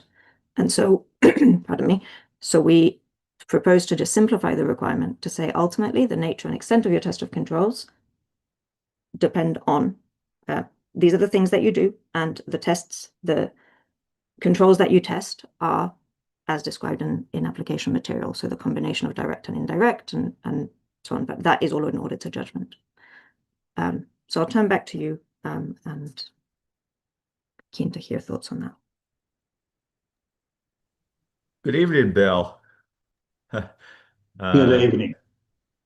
Look, firstly, I've been quiet so far because in substance, I don't have a problem with anything that we've discussed earlier. There are some tweaks required, but I was quite happy, particularly with para 7A. But with respect to paragraph 10, I'm not sure, Anna, but when we discussed this, I don't know that I know 10B was discussed at our previous meeting, and I still think we do need something in the requirements about when to test indirect controls. But you've taken it out, and you seem to have included it in the application material in para. Well, sorry, let me just grab the paras. 25B onwards, and in fact, there's a sentence in the end of A para 25B says, in such circumstances, the audit procedures in accordance with paragraph 10 include audit procedures to evaluate the operating effectiveness of such indirect controls. So you brought it back in there. All I'm saying is that I think we do need to consider indirect controls, and I'd like to see it in the requirements. But as I say, I don't remember the conversation we had in March, which argued for it to be deleted. So it's there, but I'd rather have it in requirements than in application material.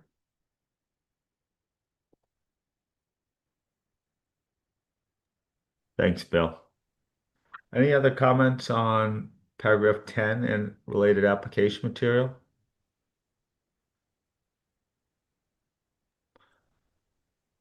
People are generally happy with the direction? No, That's why I was asking. Wendy? Sorry, I have like too many things open. For 10. Oh, shoot.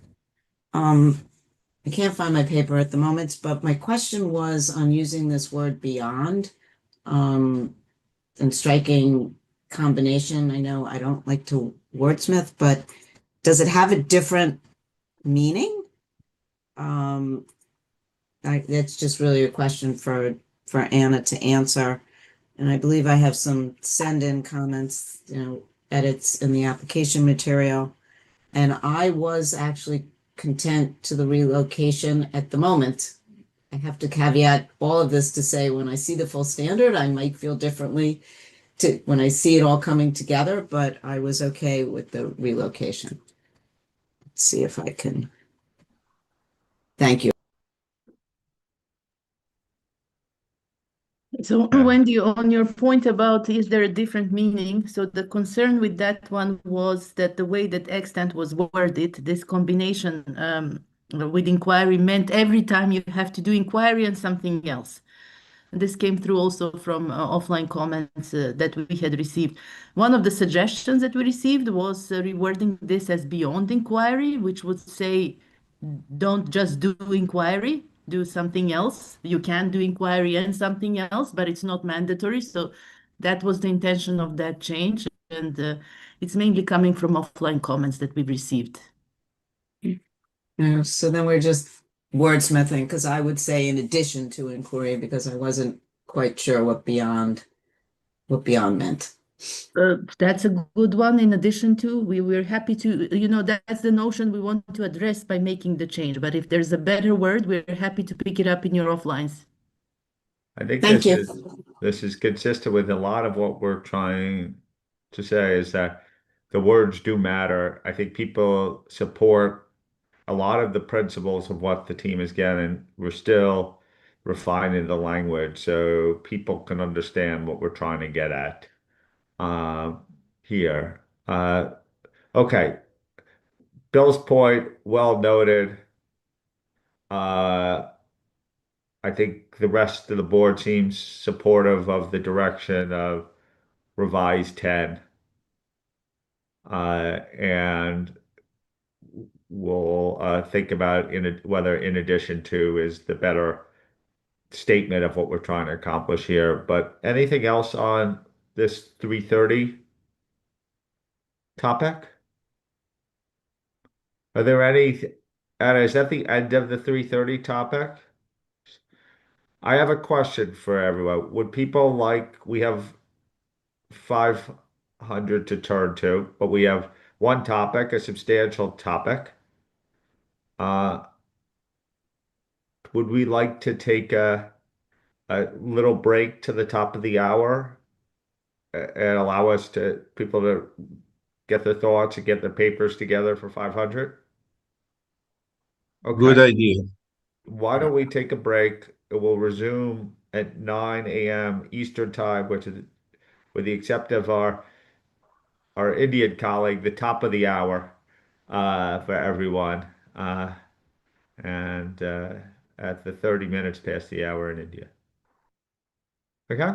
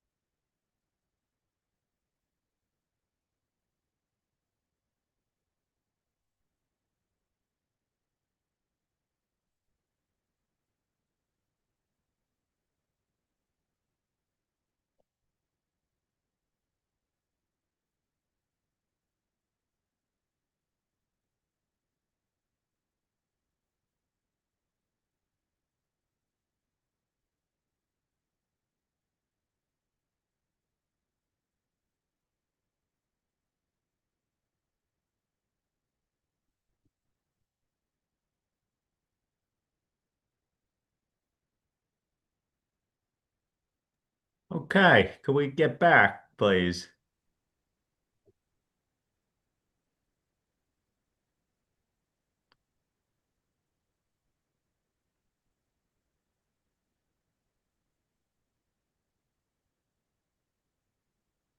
Couple more people still need to turn the cameras on so I can know everyone is back. Amaro and Vishal we're still waiting for.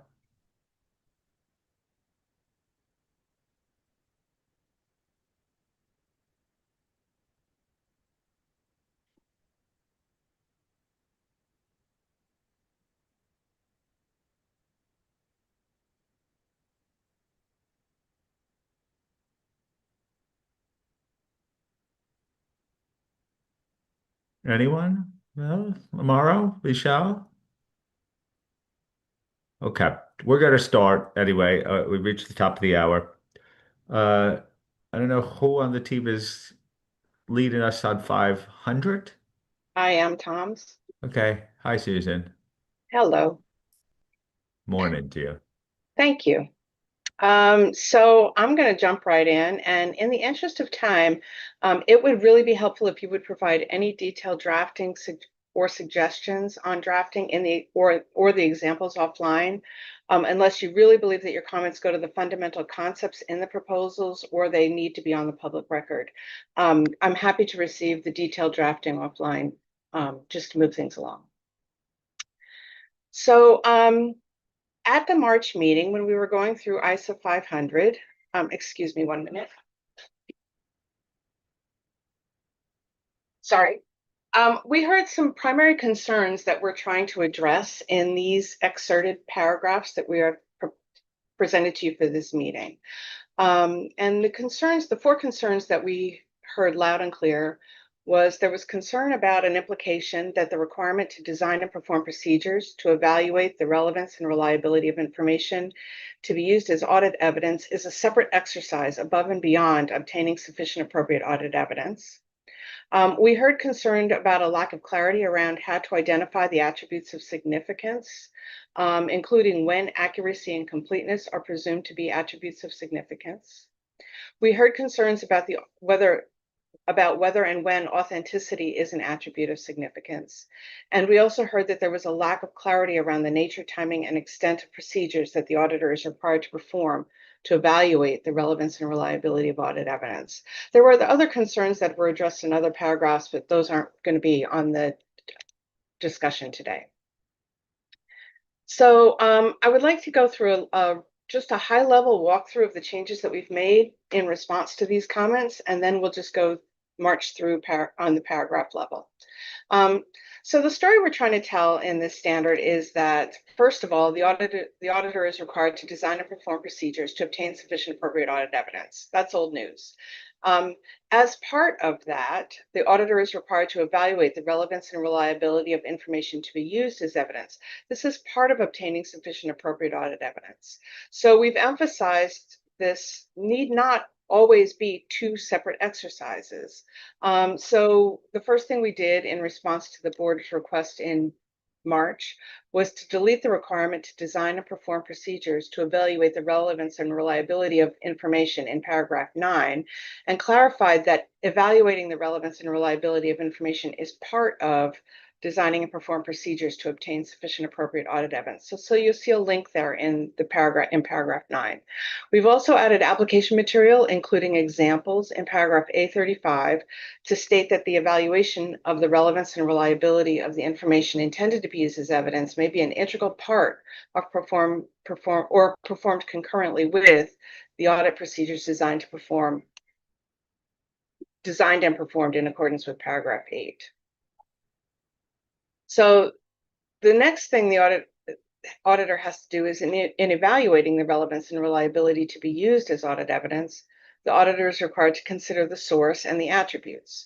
To address concerns around the lack of clarity about what constitutes an attribute of significance, we have looked at paragraph A56, which points out that the significance of the attributes is a matter of professional judgment and can be described as the relative importance of a matter in the context in which the matter is being considered. This paragraph clarifies that it is unnecessary for the auditor to evaluate all attributes of reliability and includes a list of qualitative and quantitative factors that the auditor may consider in determining which attributes are significant. Now, one thing that we noticed in drafting this is that the facts and circumstances around the sources of information, attributes of significance, the intended purpose of the audit procedure, and the combinations of all those things are so many that it's really hard to set up requirements and guidance. So this draft is very heavily reliant on examples. If you have any comments about the examples, I'd really be interested in hearing them. And unless it's really needs to be on the public record, if you could provide them offline, that would be very helpful. So with respect to accuracy and completeness, we added paragraph 9A to clarify that if information to be used as audit evidence is from sources internal to the entity, the auditor, as necessary in the circumstances, obtains audit evidence about the accuracy and completeness of that information. And we've added examples in A56C, including a last example, which actually should have been a separate bullet in the draft. I'm sorry about that. I got run into the example before it, but it's an example of a risk assessment procedure related to a warranty provision in which the schedule of sales returns produced by management may not be complete, but it's complete enough to identify a risk and material misstatement in the warranty provision. That is, it's complete enough to meet the intended purpose of the risk assessment procedure. And then with respect to authenticity of information, we've added a list of factors to consider in determining whether the authenticity of information is of significance. And that's in paragraph A56 FAB. The numbering is out of control. But anyway, we've also included an example in A56 FA where the consideration of authenticity is a relatively simple exercise. And then finally, the auditor, who has been now considering the attributes of significance, is now required to perform procedures to evaluate relevance and reliability. And these procedures, as I've said before, may be integral to the performance of the procedures to obtain sufficient appropriate audit evidence. And we tried to indicate that in paragraph 10B, which states that to the extent that that has not been done, the auditor is required to perform procedures to evaluate relevance and reliability. And those procedures may be identifying and testing controls or performing other audit procedures. And I know that there's some noise about other audit procedures and what that means. And I think of them as akin to substantive procedures, but they are not substantive procedures because they're not designed and performed to address a risk and material misstatement at the assertion level. And then to clarify the nature, timing, and extent of procedures, we've provided examples on how the source, attributes, and relative importance of the information in the context of the evidence sought may influence the nature, time, and extent of procedures. Added language in A56O and A56Q explaining that testing controls or performing procedures, other procedures over the evidence may be done concurrently with or as part of your procedures to obtain sufficient appropriate evidence. So that's kind of the overall message that this standard is trying to address. And so I don't know, I guess, Tom, I should just jump right into the paragraphs? Yes. Yes. Okay. So let's start with the requirements in paragraph 9 to 10C. And so those, again, are trying to link to these procedures to evaluate evidence to those that you are performing to obtain sufficient appropriate audit evidence, and clarify a little bit the accuracy and completeness with respect to information produced by the entity. So I'm open to questions on paragraphs 9 to 10C, Tom. I feel like we've done these paragraphs once or twice before. We have. Bill. Yeah, sorry to go over it again, but 9A, which you said, Susan, you've actually moved it from the second sentence of 9 lowercase b to 9A, which is fine because I think the previous sentence was right. But the previous sentence said ordinarily completeness and accuracy require audit evidence, whereas in 9 capital A you say as necessary in the circumstances. And you've repeated that in 56C, A56C. To me, all assertions may need evidence as necessarily in the circumstances. I just don't know if that wording really resonates. Why do we move away from ordinarily? So we did that, Bill, because we received many comments that in some cases in a risk assessment procedure, accuracy and completeness may not necessarily be a significance to the information. So, and the example that is provided in the draft is a warranty provision. The entity produces a list of returns and allowances after the year end. You don't know if that list is complete or accurate, but you do see that there's a lot of returns and allowances after the year end. There's enough there. It's complete and accurate enough to point you to a risk and material misstatement in the warranty provision.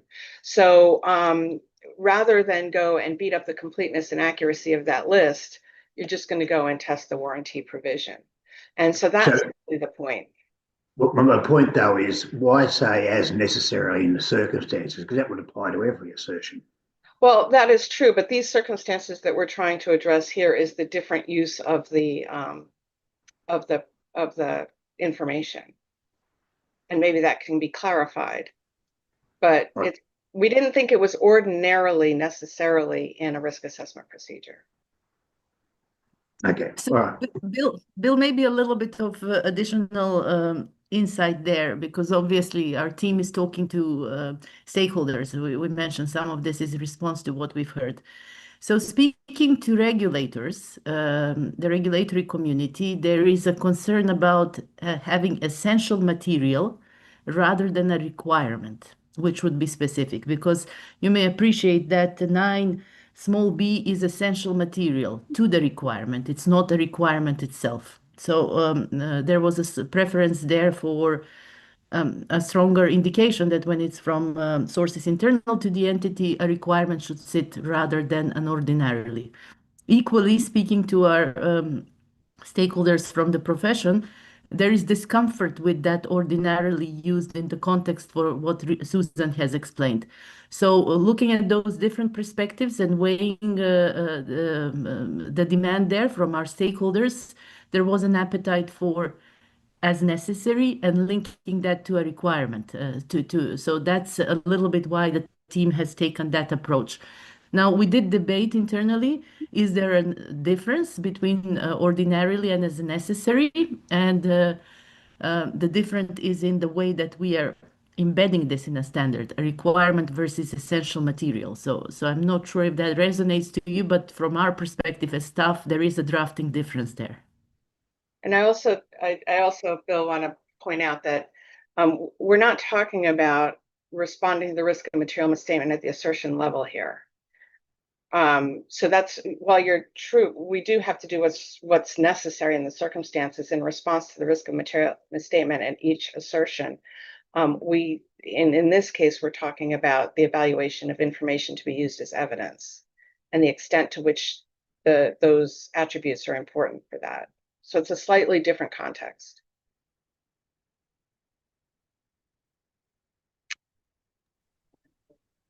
Hernan?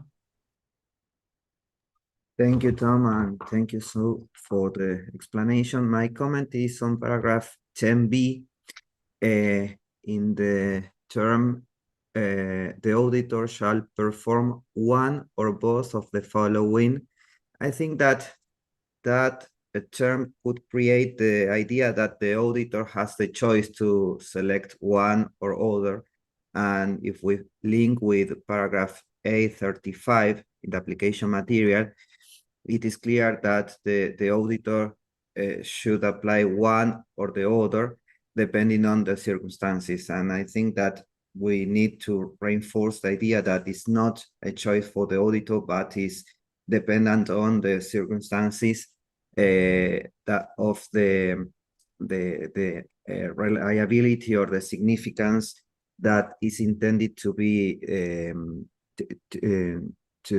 to be demonstrate.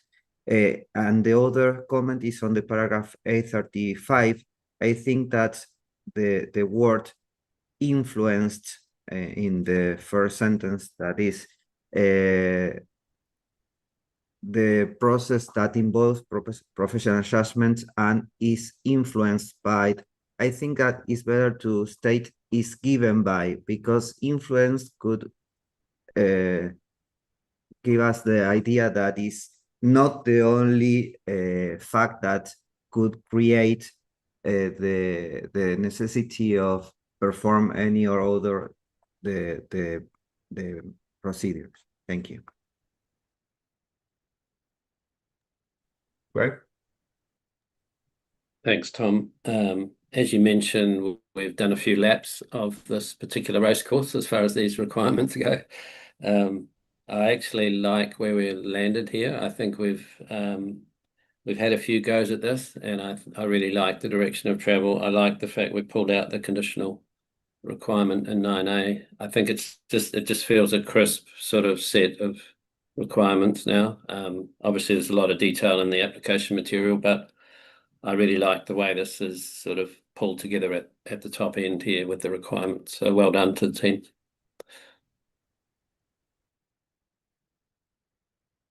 Wendy?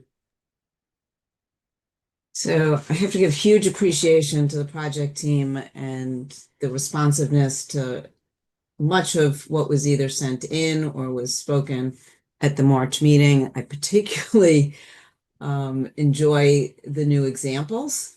I have to be honest, I do need to see this all together in one place, because some of my proposed edits might just be in geography, not necessarily in the content of the paragraphs, because I'm not sure everything's in the order. I'm not sure the application material, which is really good, is in the proper order of how we're doing things in the requirements. 9A,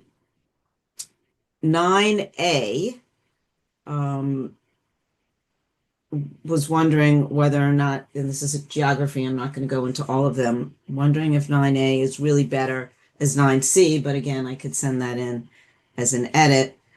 I think you addressed, or maybe Kalina addressed, sources internal to the entity.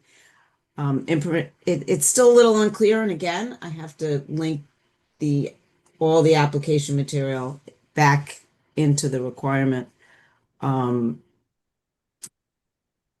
But sources internal to the entity, I don't believe that's defined in 315. So I'm still not sure what it is here. And is sources internal to the entity only things that they produce, or could the entity take things from elsewhere and use it in putting together their information? So I might need some clarity on that.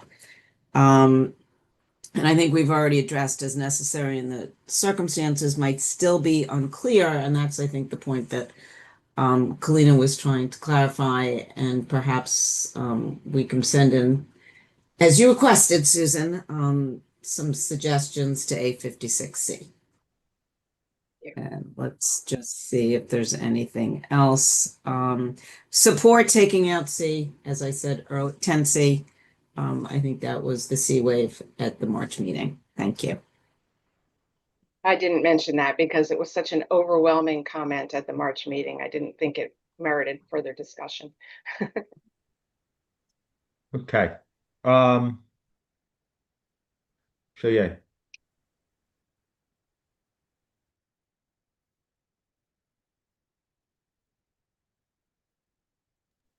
Oh, thank you, Tom. I'll just have one comment on paragraph 9.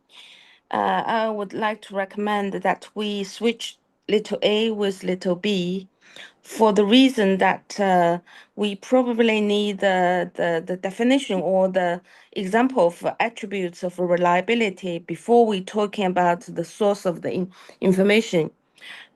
Because the application material relating to the source of the information, it includes reference to certain attributes of reliability here and there, but the full list of attributes of reliability is included in A56. So I believe that by switching the order, the application material will flow better. Thank you. Thank you. Thank you. Robert? Yes, thank you. With respect to 9 and 9A, and listening to Bill's comment, I must say I like that the word ordinarily was deleted, and I'm very much fond of the new term, which is what was it? As necessary as in the circumstances. With respect to 9 capital A, I don't know whether this is just a hypothetical issue, but it refers to sources, internal sources or internal information, where you have to obtain audit evidence about accuracy and completeness.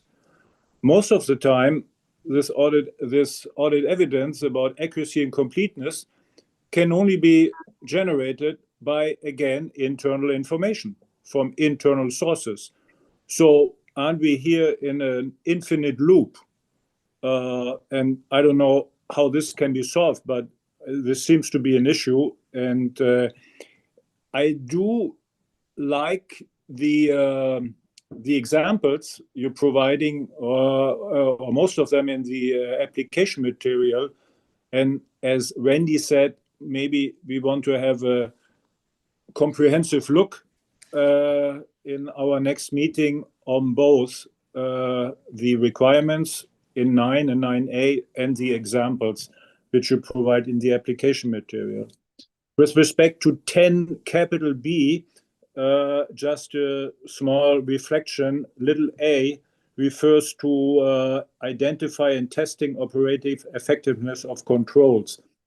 Shouldn't it be identify controls that address the reliability of information instead of identify the operating effectiveness? And I'm missing the design of controls. We are talking here in this 10A, little a, just about operating effectiveness, but shouldn't it be also be testing the design of controls and then the operating effectiveness? Thank you. Thank you. Any other comments on these several paragraphs? I just want to confirm too that it seems like people are generally supportive of the direction of travel here, though, and we've worked on these paragraphs a lot. But there's some suggestions about drafting and clarity of a few words. Ado?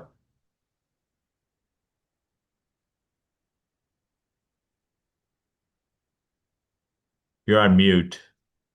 Maybe that's intentional. Not entirely. Thank you, Tom.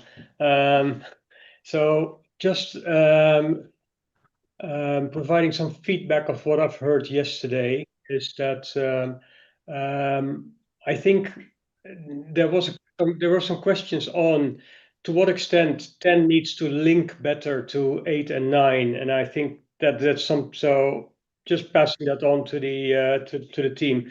There's also a question on having 10B as a requirement. Well, to what extent, if you do not have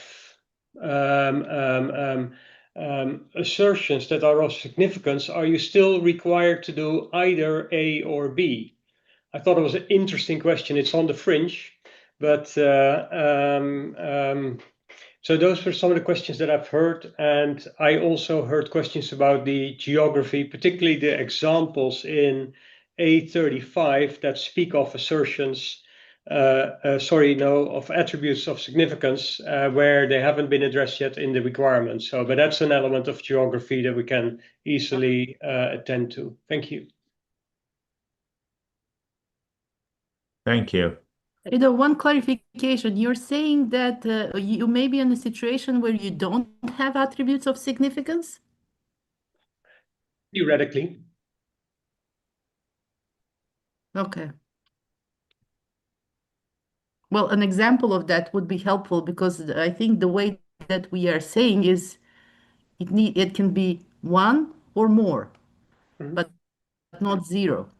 We do have an example where an attribute of significance is easy to evaluate. So, for example, it's an example of I think it's an example of a national bank or yeah. No, that's fine, Susan. Anyway, yeah. Susan got the comments also. The only other comment I would make was because I've heard that from a couple of people, is and that's why they are very supportive of the as necessary, but maybe some further clarity that for risk assessment procedures, there is a different threshold. They appreciate the example that Susan pointed to in her opening remarks. But there's another sentence in the AM that they would like to see reinstated. Thank you. Yes, we can look at those examples further. I think also one important message that's coming through also, particularly when we talk to the regulatory community, is there's so many situations that the auditor may end up. So for example, in risk assessment, accuracy and completeness, there is that as necessary threshold and not being restrictive in terms of the auditor having a basis for the risk assessment. But sometimes accuracy and completeness in the risk assessment phase may equally be relevant. I think one of the examples we heard is when you have an auditor using a technological tool to recalculate or look at the entire population, and then they're assessing that there is no risk based on the work that they've done and the evidence that they've completed. So there's two sides of the coin. I guess we can look at what we have in the application material, but the concern there from the regulatory perspective, and we heard very well this was exposed, remember, Edo, as part of our 500 audit evidence task force, we heard a very strong sentiment, do not suggest that for risk assessment, accuracy and completeness would not be of significance when information is from internal sources because of this variety. So we can look at suggestions that you have on that point. So both sides of that coin are presented in examples. And in fact, the risk assessment example, it's on the one hand, accuracy and completeness is of significance. On the other hand, you may have the situation where it is not. So we did try to present both sides of that coin in the examples of how to evaluate the attributes in a risk assessment situation.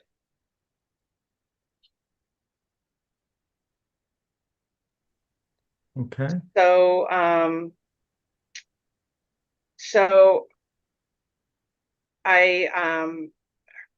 Hernan, I will look at 10B. I don't think it's necessarily offered as a choice whether you test controls or perform other procedures. It does depend on the circumstances, and the circumstances were tried to be described in the application material.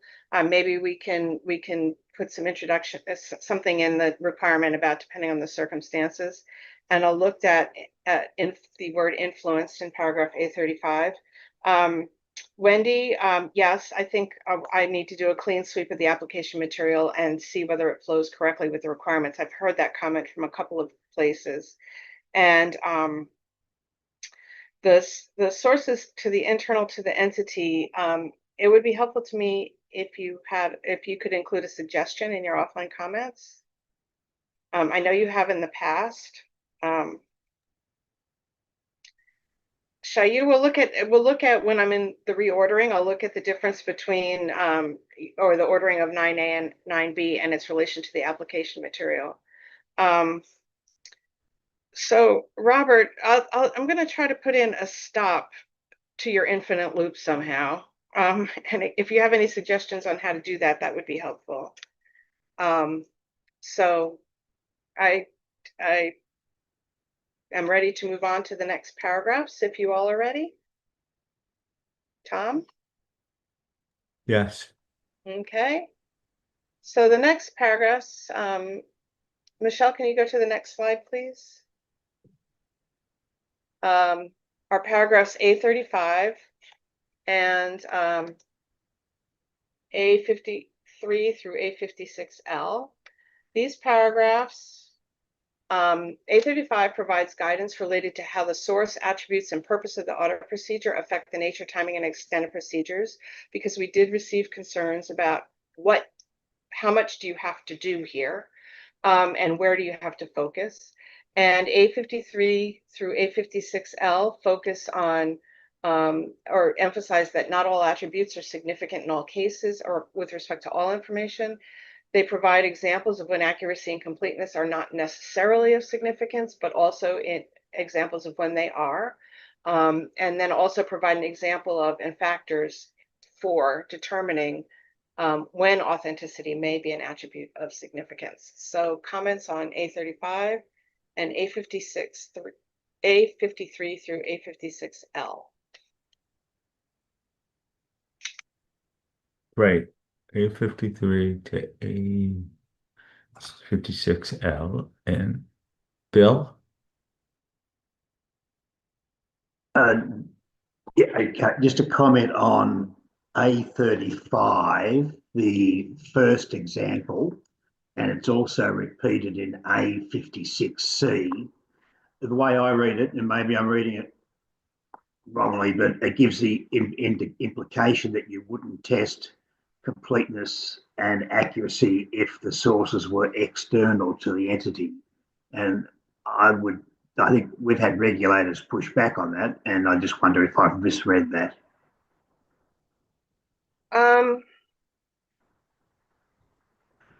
Well, I guess my question is, how would you test completeness and accuracy if the source was external to the entity and you don't have access to the source or its controls or how it compiled the information?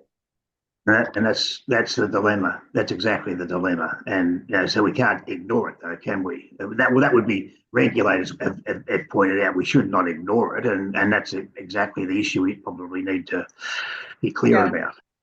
So I would think that we would focus more on credibility and perhaps bias and whether or not there's maybe a lack of objectivity or things like that. I think that's kind of where I'm coming at, is that the attributes of significance might be a little bit different. I don't know if we want to. No, I'll leave that with you and the drafting team. Okay. Just a comment. Yeah.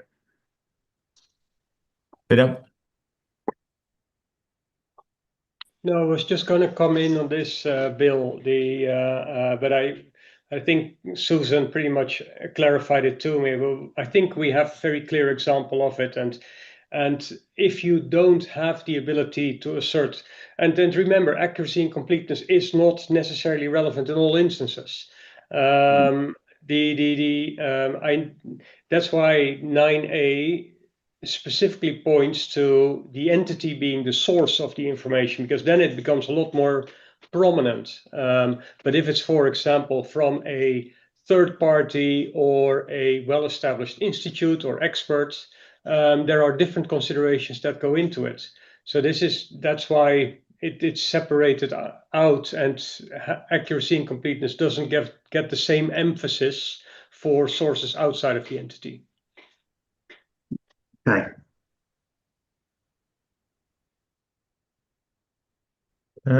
Anyone else on these paragraphs? Shaya?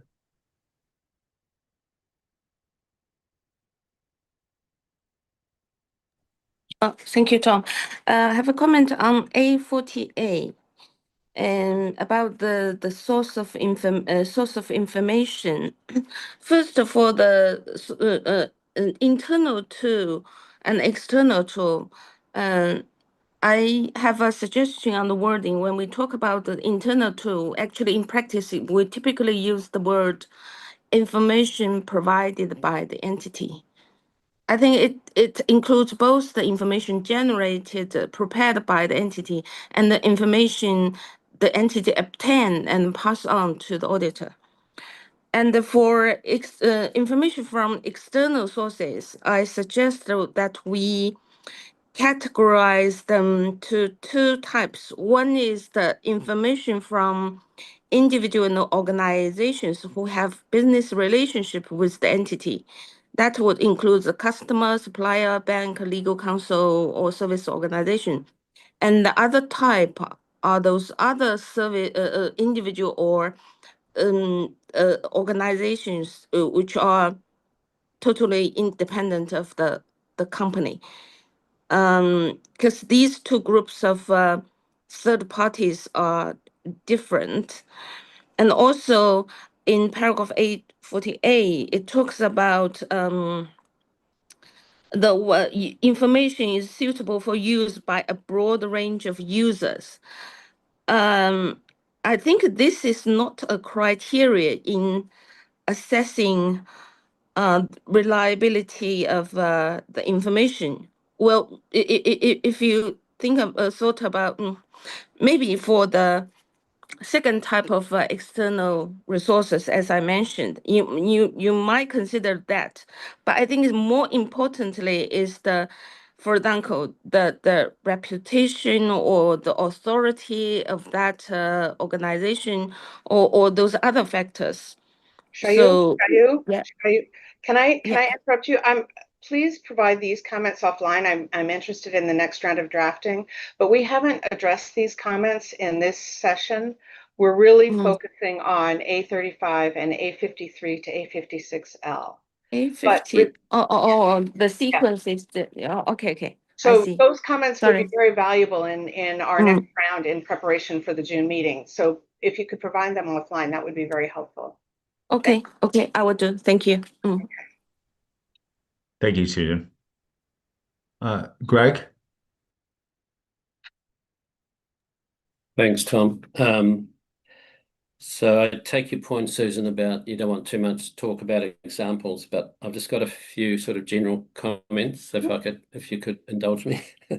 Yes. So the first one is the examples that follow A35. I see these examples as trying to unpick the notions of source of information and attributes of significance in the circumstances. And I think the first example talks about the source of information. The second one talks about attributes that are of significance in the circumstances. So if first two tick, tick, then we sort of get into timing, the notion of timing in the third example, but only to do with the source. And then the last one, we get into the relative importance type notion, which is described later, as we work through. So I just wonder about the third and the fourth example here, whether they might confuse what we're trying to do. We're trying to explain in these examples, those two notions that are important to the evaluation of relevance and reliability, which is, influenced by the intended purpose, but it's the source of information and the attributes of reliability that are of significance. So it's 9A and 9B sort of being unpicked. So I was happy with the first two. I still quite like the third and fourth, but I just wondered if they're in the right place, I guess. Okay. So just a thought.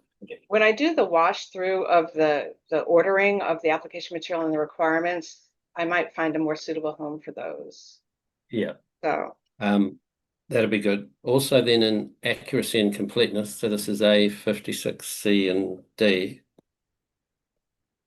I thought the first sentence in A56D was a setup sentence, was would be more helpful at the top of A56C. So this is a generic sort of introduction to the topic. So the source of information intended to be used, may affect consideration, I think that first sentence of A56D would sit happily at the start of A56C, and then in C you unpick the internal, and then D you talk about external sources. So just think about the placement of that first sentence of A56D. Then in A56F small a, you've got a couple of really great examples of sort of relative importance when something's really important to the audit. And I like those examples But then when I go to the factors underneath in A56F, little a, little b, that sort of notion of relative importance, actually, I didn't see coming through in the factors, which I would have thought that's quite a key thing to draw out there. So just have a look at whether the flavor of those first two examples in A56FA are reflected in the factors that you want auditors to think about in exercising their professional judgment. Okay. And then just lastly, A56G, there's a really helpful, I think, comment in A56G, and then you've got examples in a box. And I like both of them, but I don't think they're connected.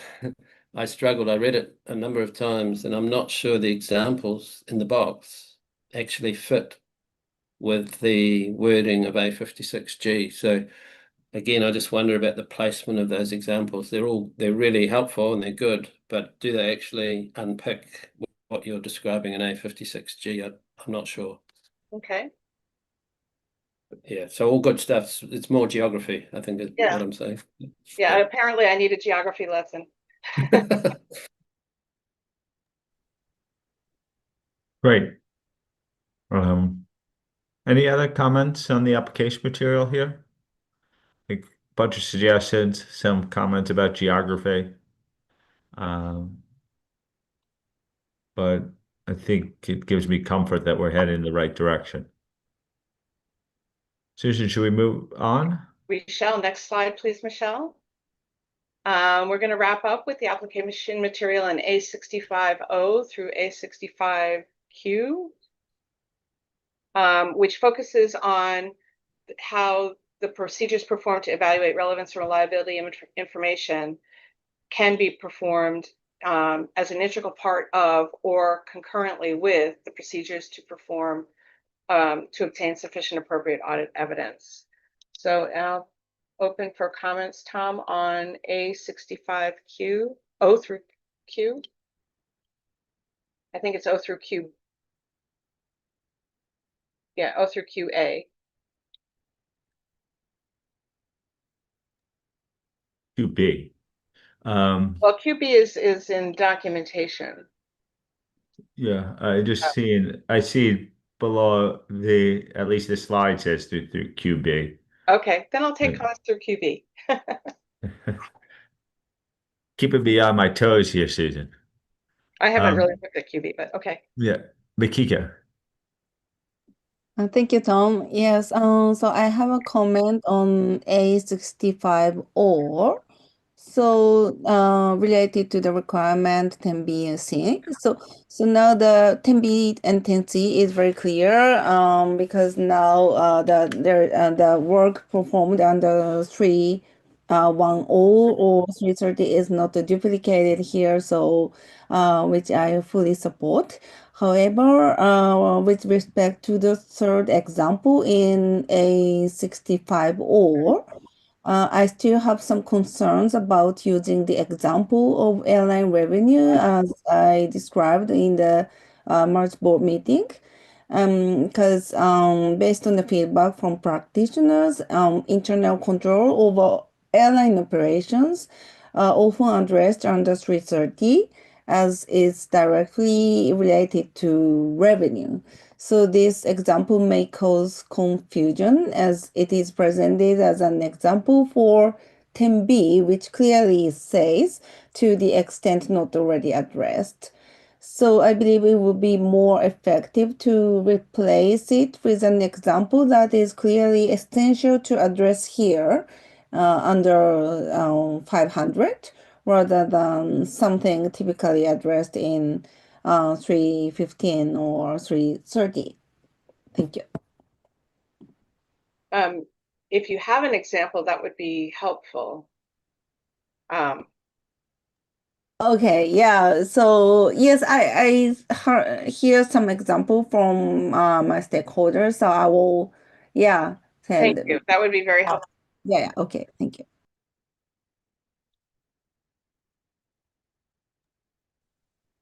Okay.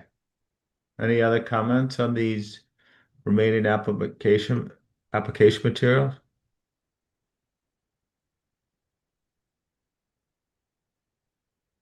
Greg. Thanks, Tom. I know it's an extent, but Susan, A65P little a. So this sets up the 3 bullet points and has an or. So if any of those situations arise, I wondered if it's actually an and. And I don't know what I think Jesper keeps telling me an or is an and or in our language, but can we just, it feels like it's a combination of those events that would mean that the auditor would have to evaluate the implications for the audit.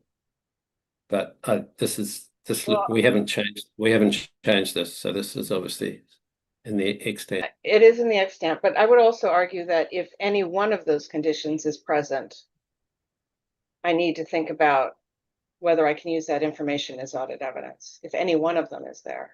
I don't think it's necessarily that they all have to be there. Well, they link them, aren't they? So if you can't obtain evidence about a control, are there alternative controls? You know, and if there are, then you're okay. As opposed to you've got problems with the controls, there's no alternatives, and you can't do other procedures, then you've got problems.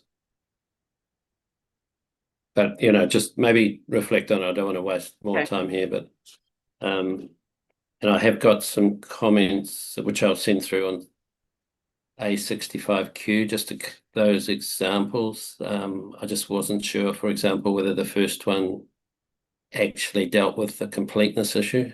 You talk about completeness and accuracy, and I think we focus more on accuracy than completeness.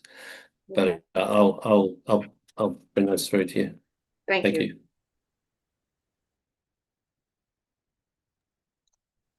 None. Thank you, Tom. My point is on paragraph A65P small a, the first bullet.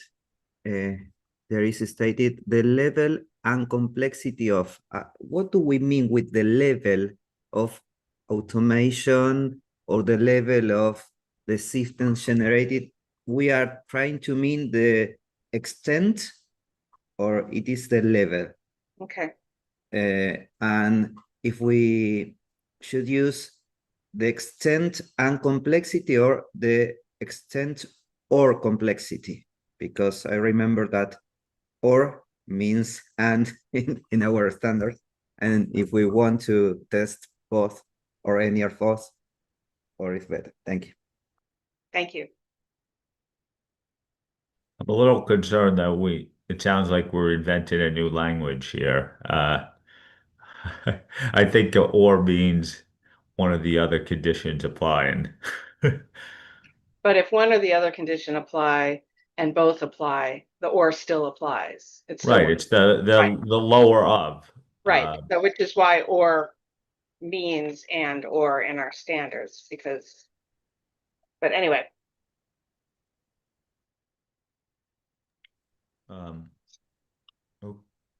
Okay. Any other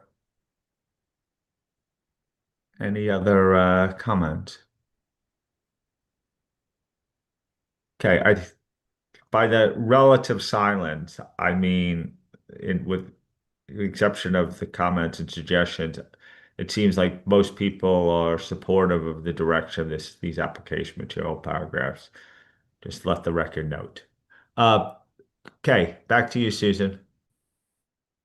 So thank you for your comments, and I do look forward to receiving comments offline, and we will take them under consideration. And I am going to now, I guess, throw it back to Kalina.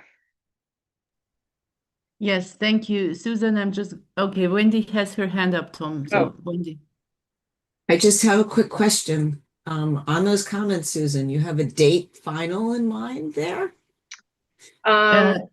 I was going to actually speak to that point about the Okay. expectation for offline. So thank you for asking the question. So if we quickly move to the next slide where we are, but go ahead, Susan, if I was going to say you had. 10:05, Wendy, 10:05 today. No. Yes. Perfect. Okay, so Michelle, if we can move just to the last slide, which is their timeline, and first to thank the board for all of the input. This has been very helpful. And to Wendy's question and Susan's point, what would be also very helpful is that as soon as you can, you send us your offlines. We don't have a lot of time till posting. We intend to post full versions of the standards and the other papers in June. So that would help the team a lot. Maybe just another kind request. In March, we also discussed the conforming and consequential amendments. It was a long discussion. I appreciate the board focused on the standards. But if anybody has comments on the conforming amendments, which they have not shared to us yet, that would also be helpful because the board will be seeing the whole package, the 3 standards, and the integrated conforming amendments again in June. So that's what I had. Thank you so much again. And Tom. Kalina, maybe we should get a little bit more specific in answer to Wendy's question about when we would like to have the written comments after this call. So Yes, I Julie. said as soon as you can. If you can just after this call, please do so. If you can, I know it may be late for somebody on the call.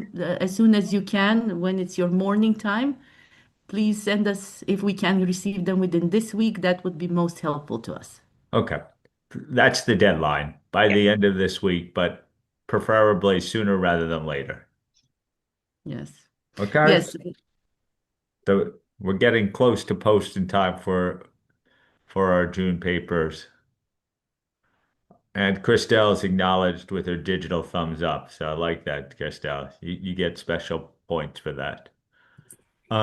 Okay. Great job, and thank you very much to the team. Wendy? Sorry, Tom. Yeah, we'll let you close in a minute. For the conforming amendments, Kalina, have there been any progressive changes there because of the targeted changes that we made today or otherwise?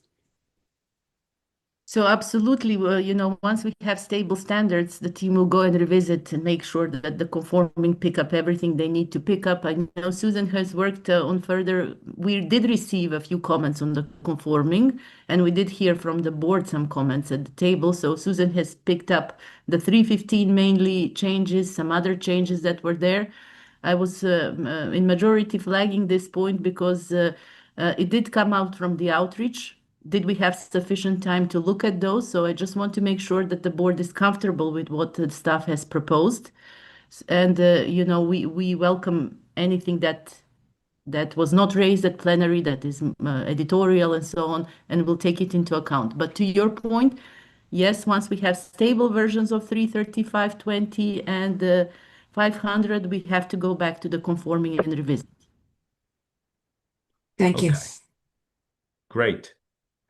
Well done to the team. Thank you to our project board members. I think this was an important step and it helps advance us as we go into the June meeting. And speaking of which, if you want to relive this, you could obviously listen to the recording on video, but we will have draft minutes ready for your approval for our June meeting, which will be posted in due course. People are wondering, okay, I'm going to get my comments in this week, preferably today or tomorrow. When are they going to see the turned papers? Well, they'll start getting turned by the 25th and posted on that day. And all the other materials for the June meeting will be up by May 29th. Just really, again, thank you all for taking the time on this. But before we close too, I wanted to ask Dave if you have any observations or considerations before we finalize these materials. Thanks, Tom. First, let me just thank everybody for their active participation today. I think this was a really great discussion. You've got a lot of work to do, obviously, between now and the June meeting and at the June meeting to finalize the exposure draft, but it seems like you're making great progress. Thanks, Tom. Great. And I know while there'll be a lot of work in the team, the liaison with external people will continue as well. So we're constantly getting feedback as we progress the papers. So really just real thanks to everyone for participating. Thank you for participating in awkward hours for some. And I really just wish you all the best for the rest of your days or as you turn down for the night. And I look forward to seeing everyone in a few weeks in Germany. And thank you. Let's close Thank you, out right everyone. now. Bye-bye. Thank you. Bye bye.